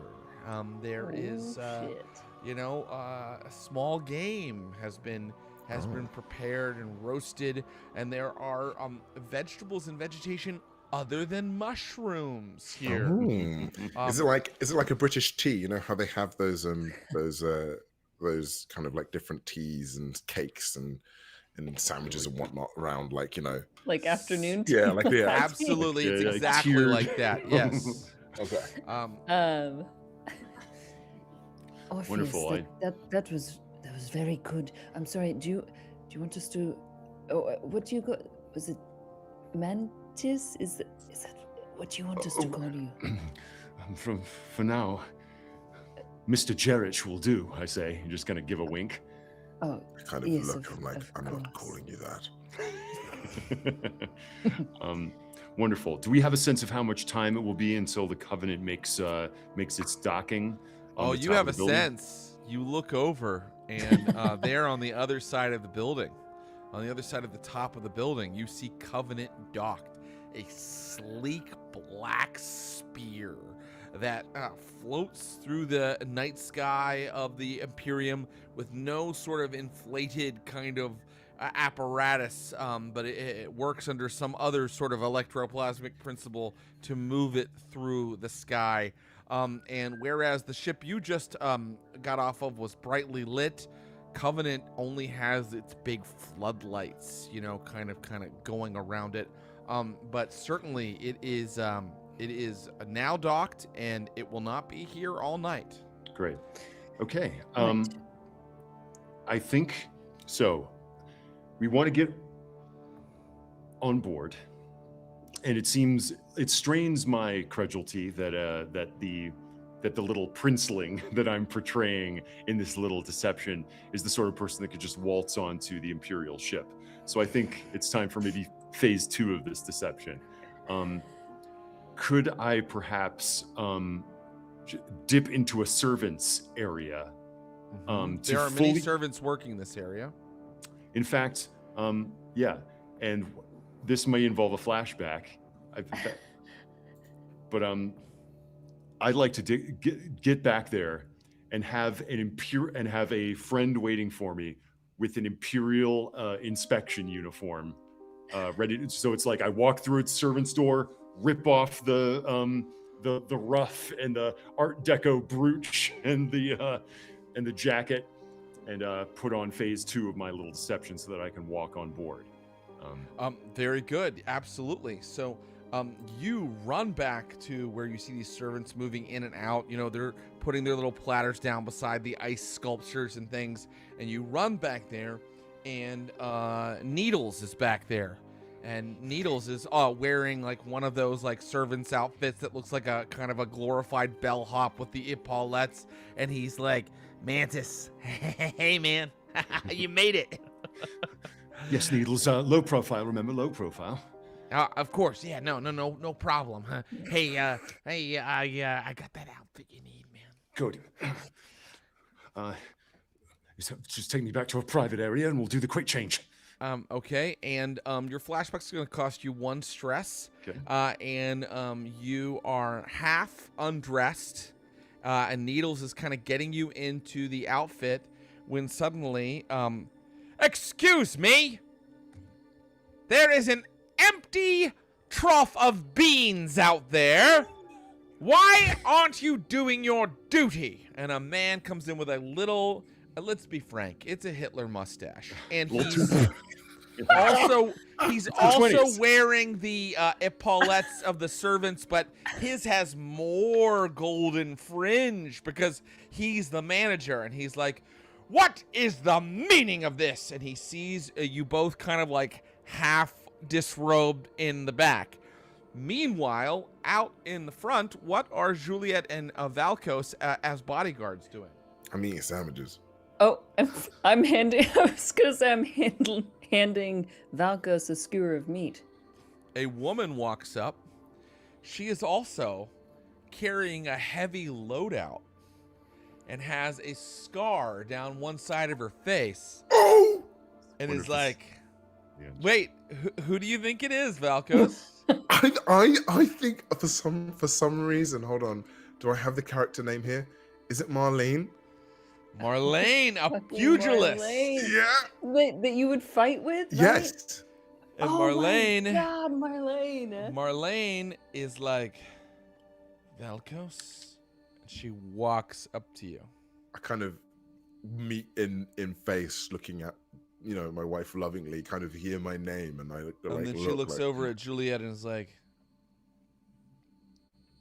"What are you doing?"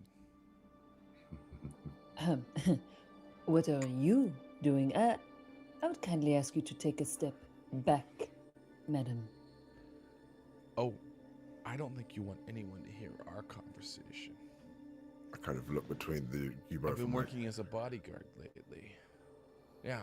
It's my retirement plan. You're not retired yet? How sad. Well, I'm about to retire on the coin I'm going to make by revealing that the Remnant are trying to rob the Bowmore building. Listen, no, please understand that we are simply here for enjoyment's sake. The food is fantastic, and as you know, my wife has run a school. We were invited here, so we are simply patrons here. Patrons? Our boy is carrying a heavy loadout of weapons off of a pleasure ship. Old habits die hard, as you know. Sounds like you're trying to use an action roll against Marlene. Oh shit! But I think like behind Marlene, Valkos watched, like in the process of him speaking, like Juliet start to take out like a syringe and then just like slowly put it back. She's back, baby. Well, you might need that syringe in a minute, Valkos. Yep. Valkos, always known for your My swing. honeyed tongue. What action roll would you like to use to gull Marlene? And by the way, tell me what action you're using. I'll be real, man. Like every time I've tried to use finesse, prowl, skirmish in some way, shape, or form, but I think Valkos is, he's died down a little, and I think he's honest with himself. So I am gonna have to use sway, and my sway is terrible because I got nothing in it. So, all right, and here's an even worse situation, my friend, because I'm gonna make this. I'm going to make this for limited effect. She knows you, right? I think that she's been in the same underground fighting ring as Juliet at one point. Like, yes. She That's right. knows you guys very well, so lying to her is very tough. So it's for limited effect. And I'm going to say the position is going to be risky because I don't think, it's not like she's going to immediately attack or that the people that, she alerts will immediately attack you. It'll take her a little while to, so you could trade position for effect and make it desperate and then get standard effect. Bargain. A devil's bargain. Very good. All right. I can give you a devil's bargain. This is where shit always goes sideways. You're always doing these devil's bargains. Oh, hey, listen, it's what it is. We're here. Okay, I'll give you a devil's bargain. Let's see. I think I'm gonna make you mark stress to get an extra die on this. You have to automatically mark stress because I think you're already sweating. Okay, that's fine. All right, you'll mark some stress. Limited, yeah. You get an extra die. Are you trading position for effect? I am going to trade position for effect. Okay, this is now desperate, but you will have a standard effect if you succeed. And to be clear, the consequence will be a worse situation. Marlena will throw up the alarm. Oh my God. What? A 4, a success with a consequence. Let me see. I'm going to roll it, guys. Okay, here we go.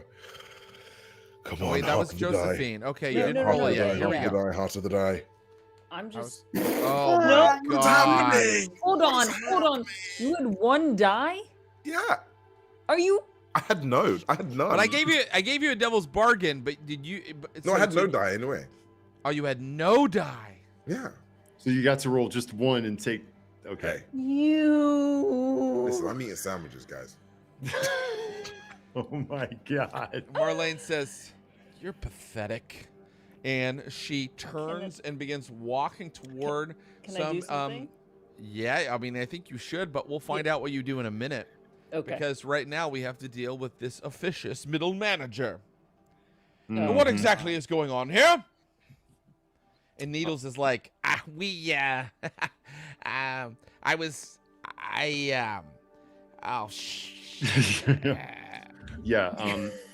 And I mean, depending on where he caught us in the middle of this little,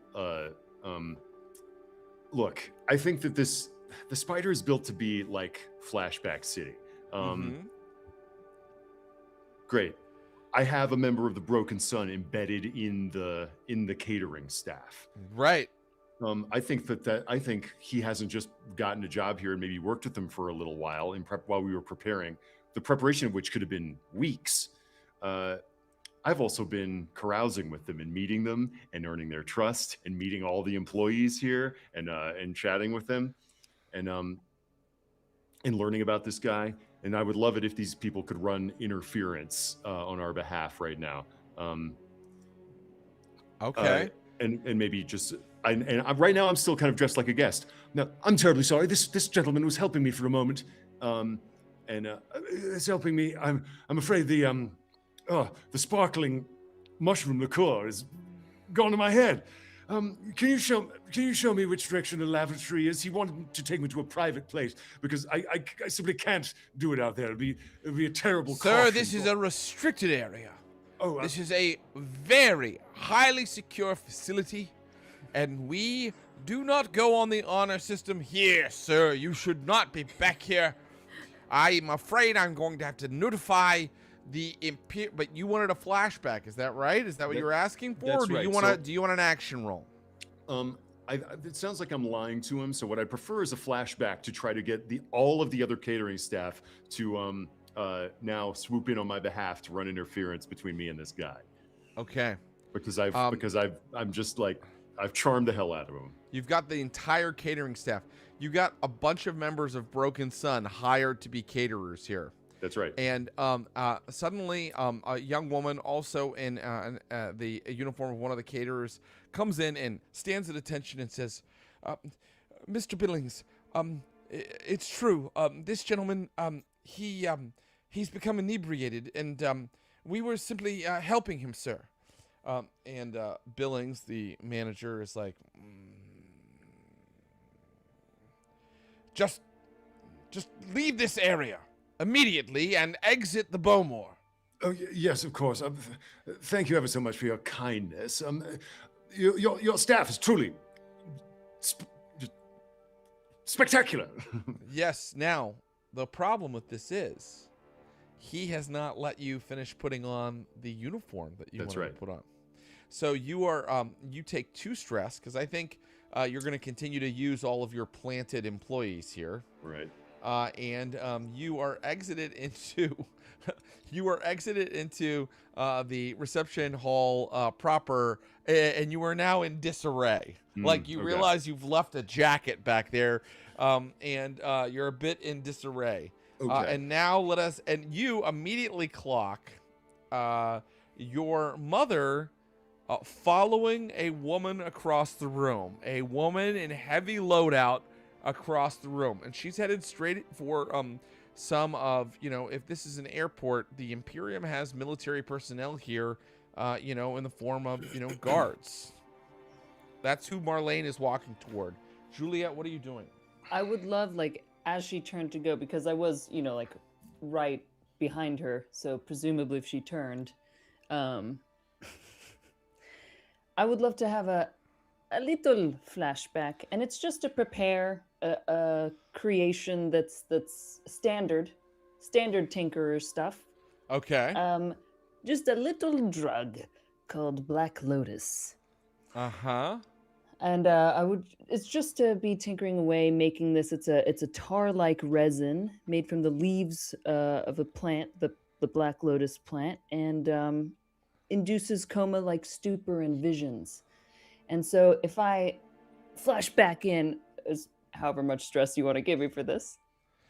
Here's how I want to do it. If you would like for it to be definitely a perfect concoction of Black Lotus that will work no matter what, for sure, it's 3 stress.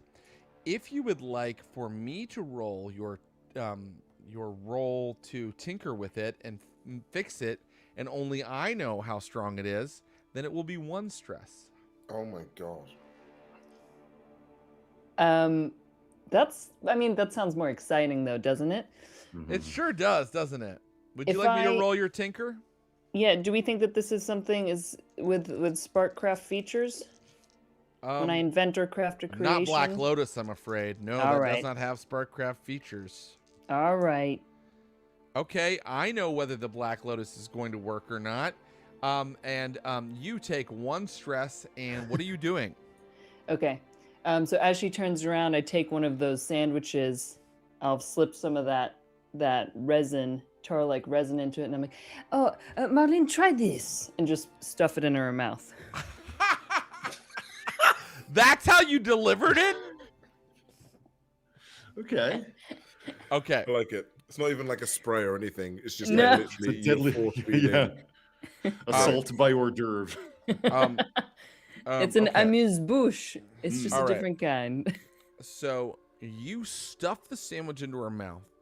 She spits it out and it's like, "Thieves! Thieves are attacking the airport!" And she pulls a blade from her pack and she's about to attack you. If she goes, as she's about to do this, I'm... Wait. Oh, go on. Wait, I didn't get to... Oh, okay. All right. Here's what happened. Yeah. I know when or if or how this toxin is going to work. Yeah. You've delivered it. I'm not even going to make you roll to do that. Okay. And you took your stress That's for the what I mean. flashback. Okay, got it. So we'll see if it works. Okay?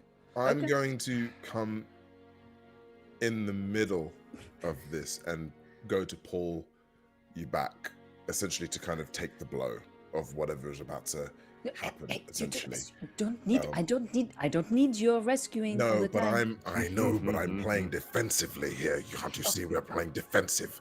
Okay. All right. Fine. All right. So Valkos steps in your way, and Marlene is attacking. Marlene is attacking with a blade. This blade is going to do harm to whoever it hits. She is fighting for real, and the people see her pull her weapon and scream out to everybody, and they immediately start running about, and already the entire score is blown. It's already blown. So I wonder how you're going to get over to that other dock and get to that serum. Well, I'm really curious. We're bodyguards. This is what we're here This for. is it. And exactly. And also, I have this feeling that, if she's starting a fight, she's going to be the one who's going to be seen as crazy because we're not attacking back. That's the thing. That's is why. That what you're doing? Is that what you're gonna try here? This is what I'm trying to do.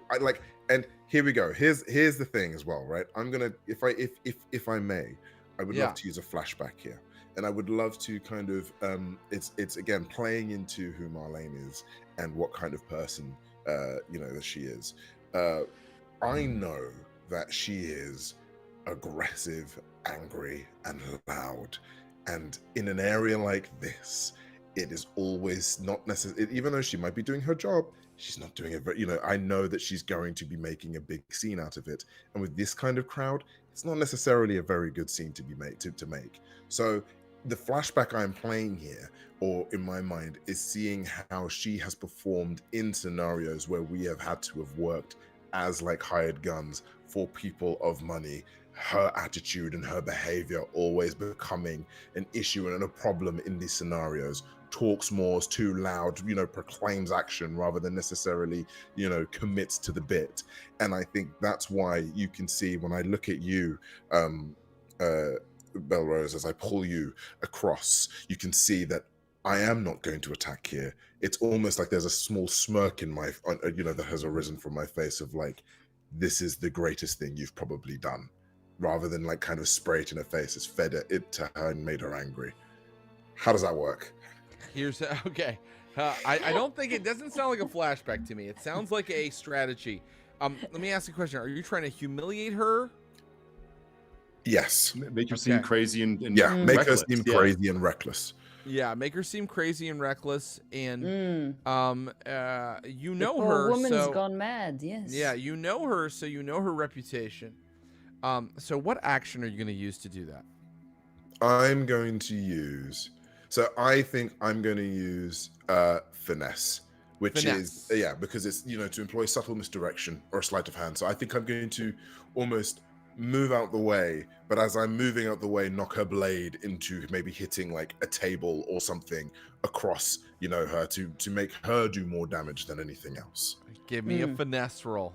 And before you do, something that a spider has on their playbook that I've chosen is foresight. 2 times per score, you can assist a teammate without paying stress. Tell us how you prepared for this. I still have I'm disheveled. I've got the uniform that I wanted kind of secreted under a jacket, but I'm still sort of looking like a disheveled aristocrat. So the way I'm assisting now is like to a group of other aristos standing nearby. Like, what is that clamor being made by that horrible woman? And just like... Very good. Okay. Let me have that finesse row, Valkos. Right. This is going to be risky for standard effect. If you succeed, people will think that she is the one who is acting inappropriately. But if you fail, the consequence will be that I am going to go ahead and tick 2 ticks of a clock called General Alarm. Great. And that clock has 4 ticks. I'm feeling cocky today. Can I trade my disposition for a better effect? You want great effect, and you want it to be desperate. Yeah. Great. Yeah, I will make it this. Instead, she will stab you, and you will get hurt if you fail at this, and you will have great effect if you succeed. Remember to take that extra die for the assist. I'll take the extra die. You got it, baby. Here we go. 5.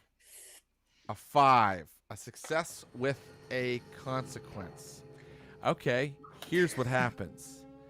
Marlene throws her blade at you. You, using your finesse, kind of step carefully out of the way while Orpheus is saying, "Who is this horrid woman? What is she doing?" And here's the consequence, the complication. Marlene's blade goes into a wealthy woman who's just grabbing a glass of wine and stabs her right in the abdomen, and people start screaming and all running for the door. So the attention isn't on you, it's on Marlene. That's good. But there is a general panic happening. And that's fine. You would know that the other air dock is going to clamp down security soon once they get word of this. This is our moment then. So I think we should make a move as everyone begins losing their minds. It's using the panic. Let's bust a move to the other dock. Yes, to our client. We're like trying to, maybe rush Orpheus away, like to get him safety, right? Are you going to move to the other dock from within the building or from outside the building? Which is quicker? Would we know? Yeah. What's quickest? Well, within the building, you are likely to hit some security measures.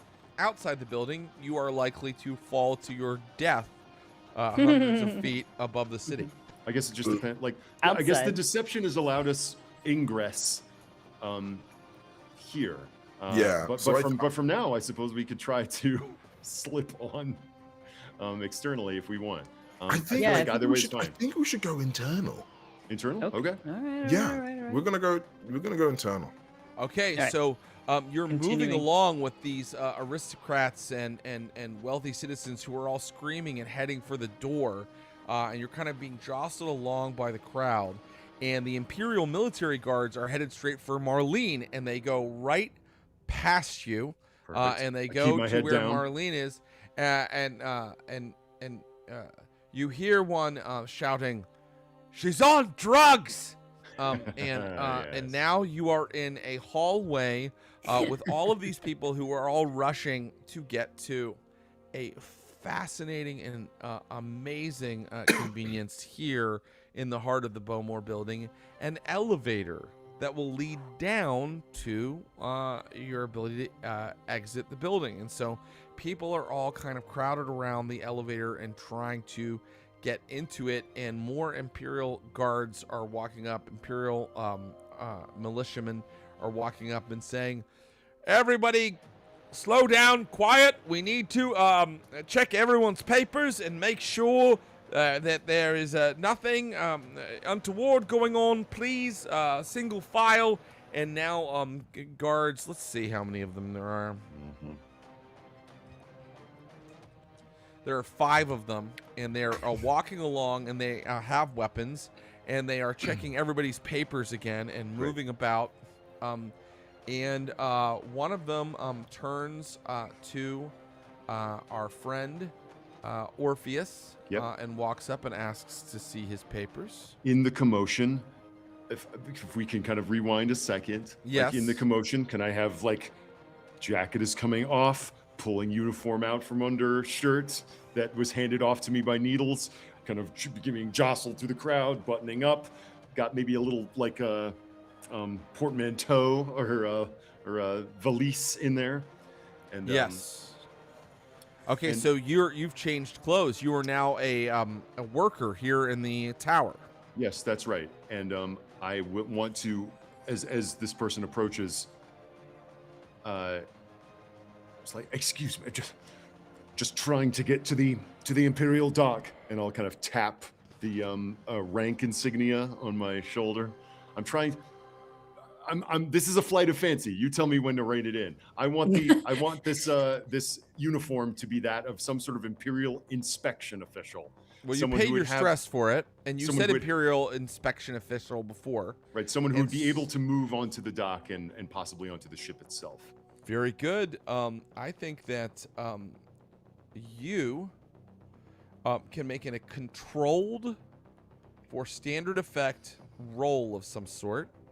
And you can take +1 die from your uniform. And I am going to lean into my special ability, which is also foresight, which I've taken as a veteran. Of course. Which is essentially, assisting my teammate without paying the stress. And I guess the way that you see this is by me kind of, you have known your father to be this hulking sort of almost like independent mass to himself, but suddenly I kind of lean into the sort of playing the bodyguard as my head bows low and my shoulders kind of go low as well, as I kind of stay behind you as this kind of, ever-present bodyguard. All right. And adding authority. Awesome. He is looking at your credentials. He's looking at your uniform. And far behind you in the other room, you can hear someone going, "You don't understand. The Remnant are here. They are robbing the Bowmore building."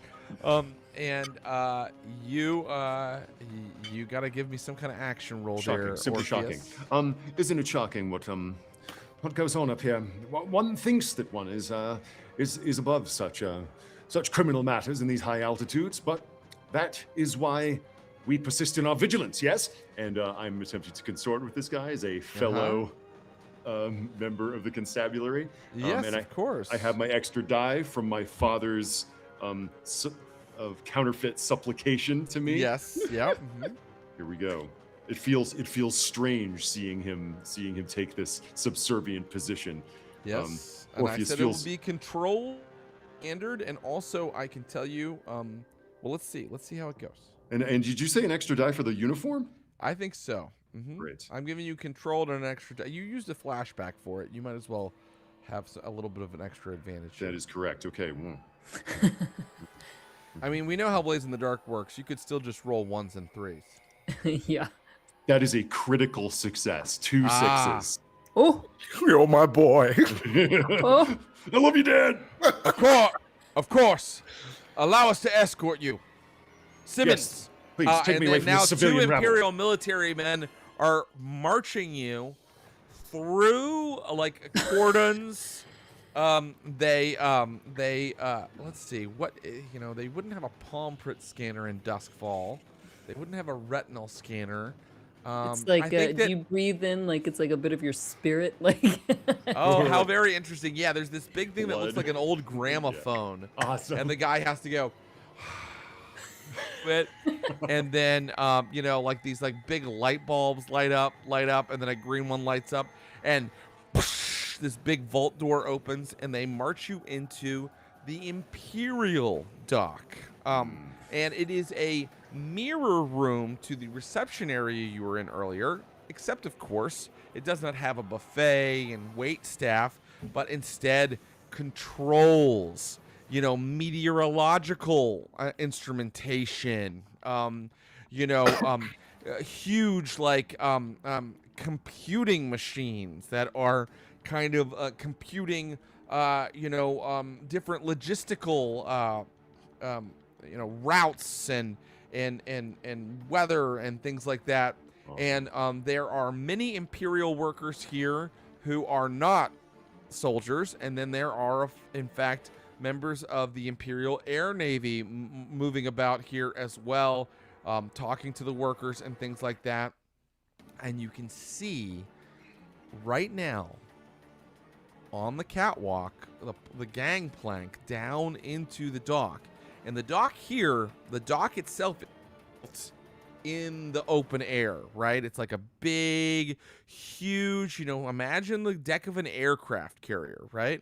And right now, they have what looks like a bunch of barrels of that weak electroplasm, that electro serum, coming down the gangplank to that big sort of open dock area. You can see it through the walls here in this room are all windows, so you can see it right now. You see exactly the thing you've come for, but probably only some of it, right? And it's coming down off the gangplank. Probably this is the docks neighborhood's share of the electro serum. Gotcha. Okay. Okay. The rest of it would still be on the ship. And the ship is on the dock currently. And the ship is still connected to the dock, and they're moving the electro serum for this neighborhood down onto the deck. What are you gonna do? Great. I will talk to the cordon that brought us through, and I'm just walking through like I own the place, looking at all the naval officials, like looking at meteorological tables and slide rules and abacuses and things.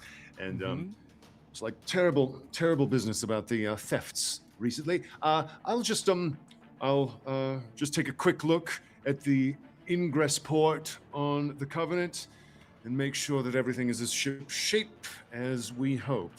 And just attempt to walk through this little air traffic control area. And your bodyguards are moving with you? Oh, yeah. And your bodyguards are not Imperial military? Wow. Private contractors. Private contractors. Okay, yeah, I guess because this position is a dangerous position to be in, so it's okay. Your personal bodyguards. The three of you are moving across the floor when a man comes up, and this has strong Star Wars Empire kind of like a vibe in this room. And you're headed out to the open air dock area, and this man stands in front of you and says, "Evening, Inspector." Yes, evening. Vice Lieutenant Fielding. Well met, Fielding. Happy I Black was Sky under to the you. understanding you were arriving earlier. Unfortunately, I got delayed. It seems that things in Duskwall run as punctually as I've been led to believe. Perhaps I can make up for it in the haste of my inspection. And who might you be? And he looks at Juliet and Valkos. Oh, my security detail. Pay them no mind. We'll be Your on board security shortly. detail are not Imperial Air Navy? You have to understand that when one moves around as much as I do, I prefer a private contractors. Why are they old? I prefer experienced. Very strange. Very, very strange. And I'm going to create a clock called Fielding. Fielding knows. Is that we are the best we are the best any coin in Duskwall could buy, and I'm going to take off documents in order to pull out a business card. Okay, all right. A business card and documents that show that you are a bodyguard. We Yes. got a Okay. civilian security contractor card. Yeah, like high-end, like City Now, Watch type very, thing. very, very smart using an item off of your loadout. And so he looks at it and he says, "Mercenaries, bounty hunters. Really, Inspector? You believe there's some sort of mole in the Imperial Navy?" And he's moving toward the open air dock area, and you come out into it, and you can see that serum electroplasm just sitting there. It's now reached, the big deck out here. Well, you understand, Mr. Fielding, that Vice Lieutenant. Forgive me, Vice Lieutenant Fielding, that we must prevail in our endeavors, and even though the idea of a mole within your ranks is simply shocking, with 3 thefts having taken place within the past months, I think it's possibly in the offing that you've got someone on the inside. And that's why this inspection is of the utmost importance. Right. Where would you like to begin? Well, if you can show me to the catwalk, then I'll take a look through the ingress port just to make sure that everything is ship-shape, that no one has been hiding out in any little cabins that they've been stowing away in. Certainly. Have you ever been on Covenant before? I'm afraid I haven't had the pleasure. Well, she is a nasty bitch, sir, if I may be permitted to say so. She makes enemies of the Imperium pay for their impudence. Oh, God love her, the old filthy harridan. Oh, She is a filthy harridan. She's a hag and a whore, and we all love her, sir. looking at my wife like, Yes, we the can't fuck? help but be like, what is our son saying?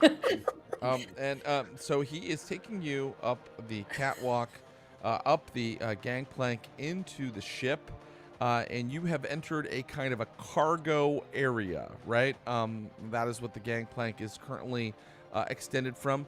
You could see as you were walking up it that there could also be kind of like a passenger or crew kind of exit plank, but that has not been extended currently, right?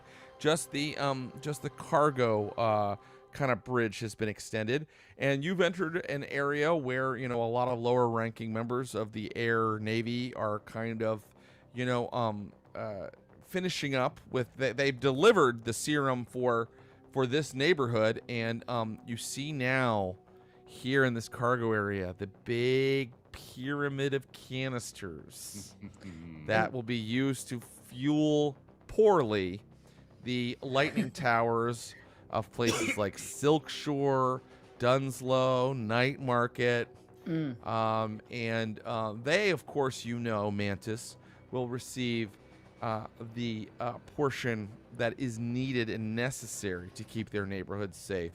Whereas neighborhoods like Crowsfoot, Char Hollow, and Coleridge will receive less because there is a burgeoning black market on this stuff at this point. Yes, the Imperium keeps us at a starveling's diet. Gives us just enough serum to keep us loyal. And that's the why exhaust port, you said.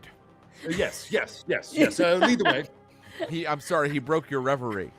Yeah, also, it is 12:30 a.m. where Josephine and Abu are. Yeah, so I might glance at them to be like, while I have him distracted, maybe. Oh yeah. I was gonna ask how many people are in the cargo hold. Like, is there a Here, I'll just take a giant pile of dice. Oh wait, it's the Imperial Military is, I believe, a tier 5 organization. So let's do a fortune roll, and that's how many people will be out here. That's gonna be at least 20 people.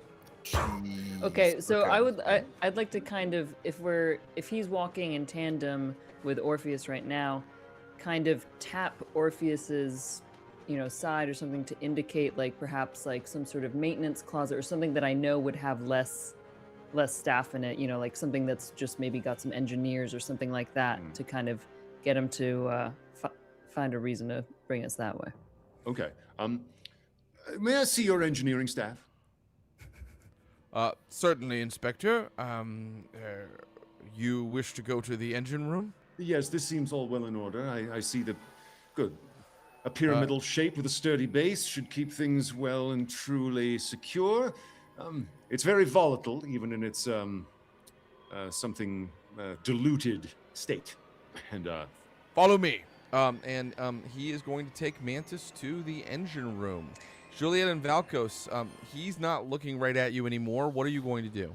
Well, I am going to pull something.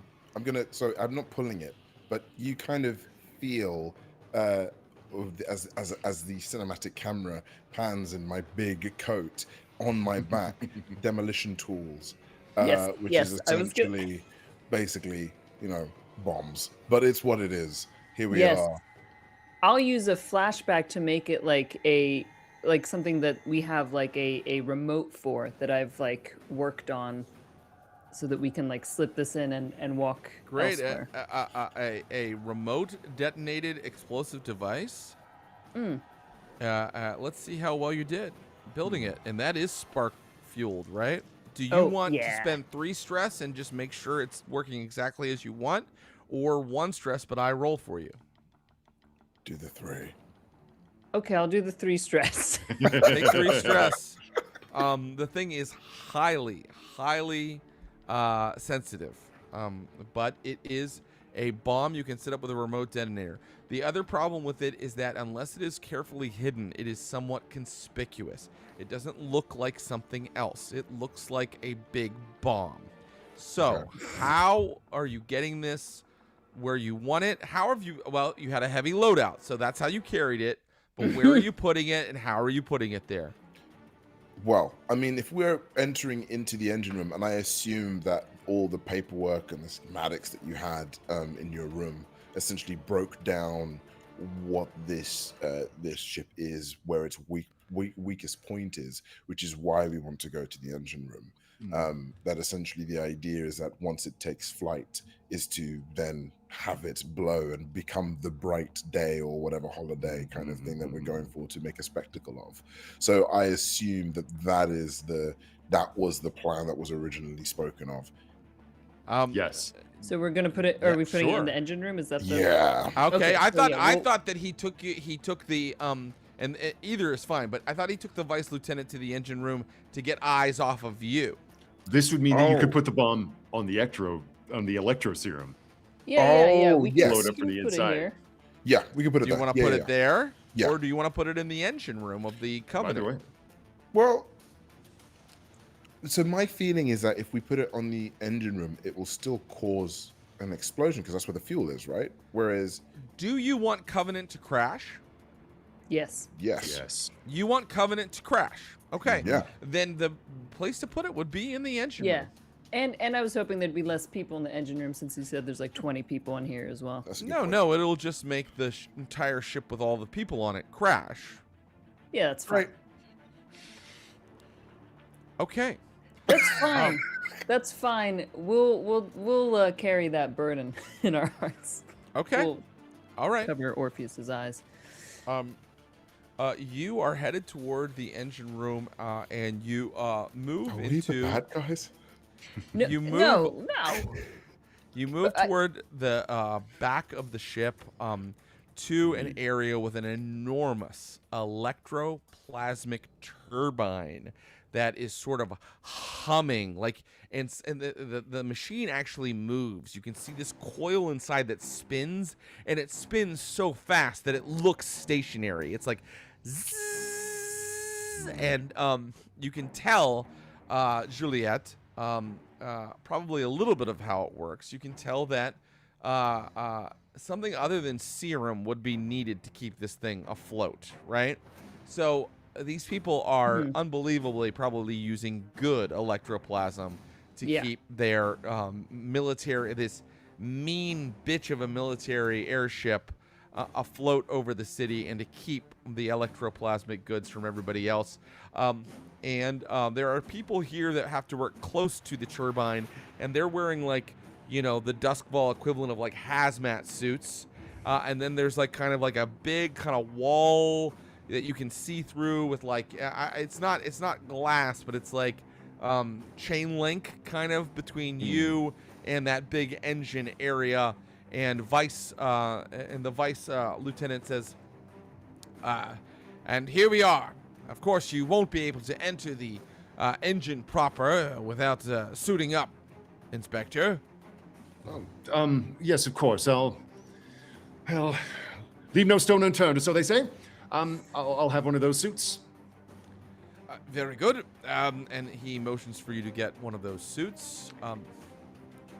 The people in the suits, like, so they're occupied, like they're working away. Yes, yeah. And, they're kind of like, you know, they're kind of like using instrumentation and monitoring various stations. It looks like they are sort of a special type of engineer role. A suit is coming for Orpheus, but not for the two of you, who are not Imperial inspectors.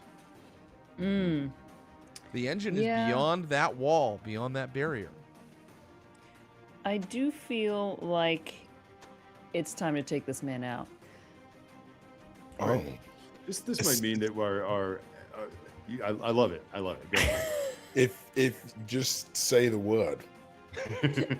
I'm gonna invoke your trauma, Okay, yeah. Juliet, only because you've told me you kind of want to.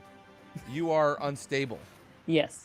And you didn't like the way this man was talking about the ship, the kind of gendered nouns he was using. No, I did was not like offensive to you, and he needs to pay. Yes. Okay. I would like, you know what? At the end of in retirement, I don't know if you guys remember what my highest skill was by the end of this. I did. I do. I actually do. It was What is skirmish, it? I right? don't remember. Yeah, it's not tinker, it's Oh, right, skirmish. You became. You Right, you beat the trained fuck out of together. me. That's the basis of your romance. Yes. That's right. So I feel like she turns, there's sparks flying, winks at Valkos, and then, I'm not kidding, just goes to like break this man's neck.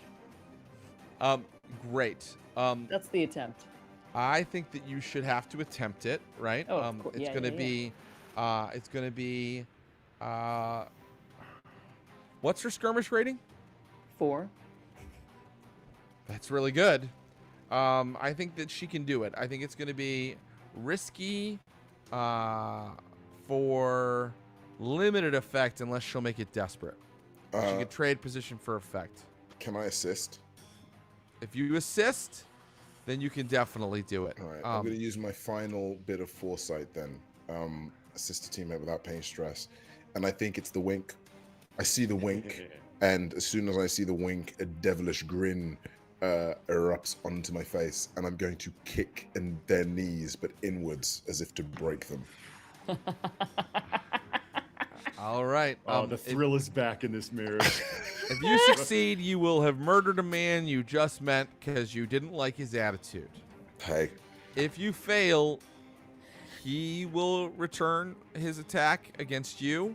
I think that, are you using your assist to give her an extra die or to trade position for effect so it's not desperate for her? Trade position for effect. Okay.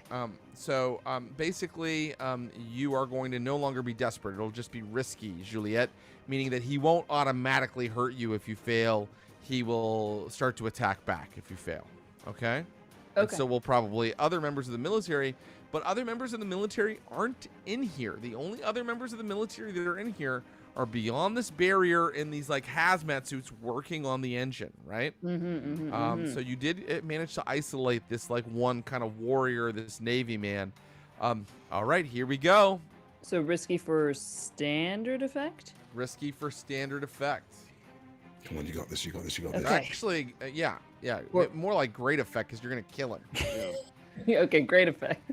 Come on. Okay. Come on. No bonus dies, right? You changed it for the...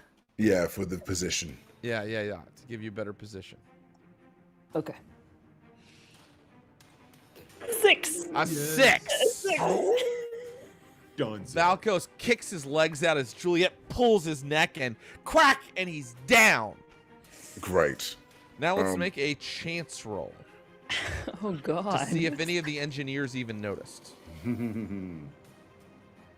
They do not. Silent The running. whir of the Yes. machine, and they're like looking at their machines, and he just fell down behind that wall. You know what I mean? Like they can only look through certain parts of that wall. And so now you have your bomb and you have the engine of Covenant.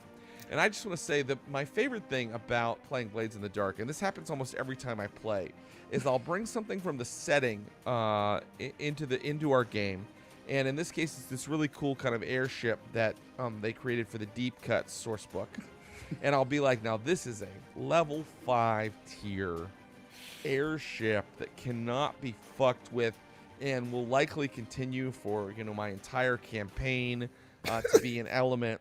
And every single time the players are like, we kill everyone in that and we destroy it, and it's no longer a setting element because we blew it up. Yeah. Yeah, man. So yeah, I obviously am inside in my Art Deco hazmat suit, and the bomb that my mom so lovingly tinkered together is now being secreted against the fuel lines. Are you gonna? Well, you have to now. You have the bomb, Mm-hmm. and you have the suit. Yep. And you can see that you can go into the actual engine area in front of you. You can go into the engine where these other people are working. Are you going to go in there now? Yes. And you're taking the bomb with you? Yes. They're not paying attention to you. Okay. The issue is, Orpheus, and your parents, as your parents look lovingly on, can you affix this thing and set it up correctly? Because as I said, it is a delicate piece of machinery. Oh, man. I feel like, oh, gosh. Okay. We should go in there with you, shouldn't we? You certainly, I guess you can. Do you But want to we need go the in there? suits. No, but we need the suits, right? We need what kind of energy are we talking about here? What kind It's of energy? Electroplasm. That's that ghost stuff. Yeah, so there's a lot of like kind of electroplasmic energy here. Well-refined demon blood into electroplasm. Why are they wearing these suits? I think that for the amount of energy generated to keep Covenant afloat and for it to hover the way it does and travel at the speed it does, that if you don't wear these suits, you start absorbing what is essentially radiation. And so if you go in here, without suits, you will absorb radiation. Okay. I can do it. I can do this, Mom. Electroplasmic Yes. radiation. Ghost radiation. Okay. I don't Yes. want to. I believe in you. If you want to come in, by all means. No, I'm I think because of my I can feel the tingliness of the electroplasm ghost stuff, and it's making me feel like if I do anything in there, I'll be very unhinged. So I'm gonna let you take this. Okay. We trust you. I look back and see. I no longer see Vice Lieutenant Fielding. Oh yeah. I see the two of them grinning at me and giving me a paternal like thumbs up. Yeah. You can do it like your parents watching you at like a game. Exactly, like me at the soccer game. Yeah.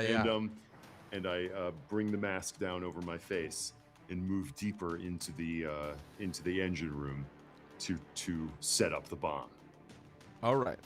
So the issue is that the other workers will notice if you fumble around, if you act like you don't know where you're going, and you have to set this thing up. And if you set it up at the wrong point on the engine, it will not have the effect you want. And if you mess up while you're setting it up, it could go off. Okay. So let me know what action you're using to set this up properly. This is here's what I want to say. He moves in. And he's got the bomb tucked next to the suit. And this might be a moment where someone might roll finesse to slip it in. That's what I was guessing you would roll. But I think what he's going to do, if you will allow it, is this is not a flashback, but just color that see him like working on the bomb with his mom next to him in electroplasmic light, showing him the intricacies of how it works, how it can best be placed and adhered to a wall or piece of ductwork. This isn't a finesse. This is his ability to recall the lesson that his mother gave him. And that's why I'm going to roll study. I'll allow it. Yeah. This is how well did he learn his lesson? Here are the stakes. This is going to be desperate. Mm-hmm. And by desperate, I mean if you fail, this bomb will go off and kill you and your parents. You will all receive a level 4 fatal harm if you fail. Okay? No risk, no reward. That's desperate. Okay. It is for a standard effect. If you succeed, you have placed the bomb and you can get out of there and remote detonate it. We'll see if you're able to do it. I'm going to push myself. Take 2 stress and get the extra die. Oh, okay. Is there a way that we can aid in this? Like, if there's an assist beforehand? Yeah, I mean, Juliet, you're the one who taught him to do this. Yes. I'll allow you in this particular case. It makes sense to me. You're the one that taught him how to set this thing up. If you want, you can take stress to aid him, even though you're not right beside him. Because the way that Ross described Orpheus's memory of how to do it, that seems to fit. And I'll give him my fine tinkering tools on my loadout. No. Of course, fine tinkering tools. Wow. Okay. Okay, this is going to be desperate for great effect now. Okay. Meaning, like this will work perfectly if you succeed. I'm going to spend 2 stress to support as well and assist, and it's just really words of encouragement. It's just essentially as you're about to go in, I'm like, Orpheus, which is the first time you've ever heard me call you by your name, and I sort of walk up to you. I know, 18 years. They walk up to you and they'll be like, I enjoyed today. You've made me proud. Finish the fight. And kind of step back to my wife's side. Yes, I just nod, turn away from him and behind the mask, just, I love you, Dad. And then move. So I have 2 points in study. 1 point from my push. Or 1 more die from my push. 1 die from my paternal encouragement. And 1 die from my maternal assist. That sounds right. Do I have that right? Come on. Let's go. How can you fail? How? It's happened before.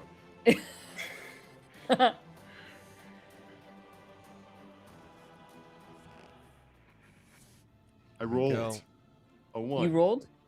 A 1. A 2. A 2. Oh, fuck off. And a 6. It all came down to that last thing. It all came down to that one moment of connection with the old Ross man. rolled his dice at home so we couldn't even see. Okay. It's right there for you. There it is. Oh my God. Oh, God damn it. A little switch goes click like a little flag on the device, and it is armed and ready for remote detonation. Now what do all of you do? Okay. If you come back out, I have. Oh God, let's do it this way. Let's go out like whatever, because there's got to be a side that's like out into the air, right, or something, or like that descends into. You could go back to the cargo area and the gangplank from here back onto the building, or as Juliet says, especially here in the innards of the ship, there are ways to get out the exhaust ports and things like that. Of course, you're hundreds of feet over the city. You're gonna skydive. Yes. Yeah, I'm gonna hand each one of you a vial of drift oil. Yes. Now, Brilliant. Oh, yes. Now, hold on. You have to. You guys would know this. I've used this before. Now, this doesn't let you float down. It lets you drift oil. It creates a neutral buoyancy, so you float in the air, right, for like an hour. So you have to time this. Make sure that you take this before you hit the ground, but not too high up, because then you'll be stuck very high up in the air, okay? So the timing is integral. And I hand these as we make our way to the edge. You make your way to the edge. It's kind of like a side kind of place where like they hook in fuel or whatever. You come out of this like little hatch, and you are all standing and you're looking down at Duskwall, and it's mostly dark. It's mostly dark right now. The lights of bright sky are not there, and you can see it feels like the city is kind of powering down over these many long years of your career, Juliet and Valkos. And Juliet hands you the drift oil. Okay. And it's time to jump. We jump. Merry bright sky. You climb onto the railing. Merry bright sky. Meanwhile, out on the deck of the skyscraper, an entire Imperial force is running toward Covenant, and Marlene is with them, like with her weapon out too, like in there, and people are like converging on the ship, but you're on the other side of the ship.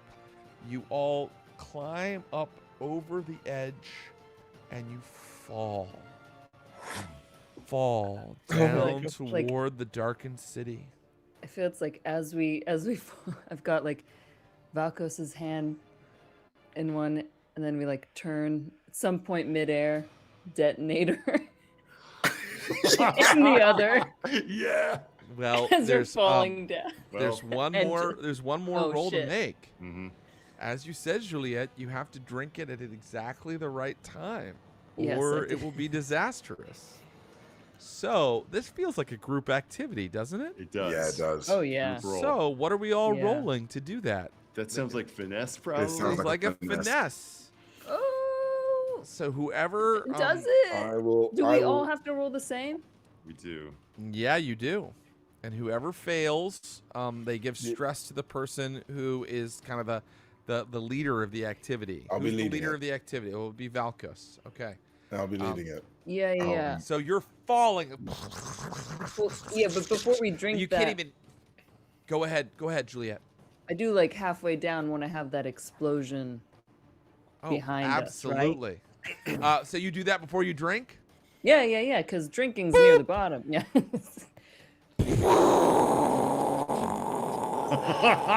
And there are the lights of bright sky. Shall old acquaintance be forgot? And there are, in fact, bright sky parties taking place, and people look out of their buildings, and they see Covenant, this incredible setting thing that's been added that we are destroying tonight, exploding and setting out so many different colors, beautiful bright sky colors, because so many different chemicals and things were inside of it, that there are blues and purples and reds and yellows and whites, and it is like this gorgeous fireworks display that fills the entire night sky of Duskwall. And now, roll finesse. All right, I'll be leading it. So this is desperate. all right. This is Are desperate. we able to use stuff to like add to our finesse rolls, or You just roll it straight, and then if we fail, Valkos takes stress. Oh. That's right. yeah, he'll be fine. I'm gonna push myself. Good idea. This will be for standard effect. If you succeed, you will start drifting right before you hit the ground. All right, come on, team. Ooh, I'll take okay. charge. Okay. All right, got a So 6, we'll- baby. Okay. Okay. So we just are rolling to see how much. Yeah, stress I we would have. take? Yeah. Go ahead and roll yours, just to see if Valkos takes any more stress. In one that's in a move that seems loaded for our relationship, but also apropos for our relationship, I rolled a 2, so you take some stress from me. As I'm like Yeah. like falling and flailing and almost like getting out of reach, and you've got to like grope and grasp. And I literally, I just grab you, and I'm like kind of give you the nod of like, God, what did you get? And with the weirdest state of things, this Tinkerer has 0 finesse, so I'm going to roll a 1. Great, I still take stress. So as I see, the explosion happens, and I can see you taken by it, and I have to almost just grab you at the same time, and then essentially allow you guys the stability to take the drink. And do you have any stress left? I have 1. You all, as a family, float down and land on the docks by the void sea. And you watch the light display overhead. And then you watch as Covenant crashes, not into the docks, but it drifts and crashes into the high rent municipal administrative island of White Crown. Very smashing into the palaces of government, smashing into the areas where the wealthiest and the most elite of the rulers of this city dwell and work. And then something happens. As it explodes, there are more explosions throughout the city. And one by one, each district goes dark. And bright sky here in this year is the night of the first great blackout. And maybe we'll find out what happened with that if we ever see our heroes again. What? Oh shit! That was awesome! Awesome. Yes! I would love do this an game. epilogue, but I don't want to. Let's just keep I- doing I- epilogues every time we can get together and play. Yeah. Yes. Yes. Oh my God. god, I love it. Oh, I mean, that's it's it. a family affair. Let us give our love to Josephine and Abu, who my it is God. now 1 a.m. in Stayed London. up late. Thank you guys so much. I mean, I loved getting together with you guys again. And you know what? I'll tell you this. It is like every time we played this game, and I always have to be reminded, as we get rolling, I'm always like, wow, it's already kind of getting out of control. Oh, no, are they going to be able to do this? It's already kind of getting that was, and then it ends in a beautiful act of destruction every time. So that was the Haunted City reunion. Watch Abu on House of the Dragon. Josephine will be at Gen Con with us and is doing so many great things. So go and find Josephine where you can online, and then and please upgrade your subscription for the Glass Cannon, and let's see where we can get with our power meter here. This is the end of the Naish Rally, and we've loved having you guys with us for all of this content this weekend, and we appreciate you so much for allowing us to play these games for you. It's a dream come true. So that's all I have to say. Good night from Jared, Josephine, Ross, and Abu. Bye-bye. Bye-bye. Take down White Crown.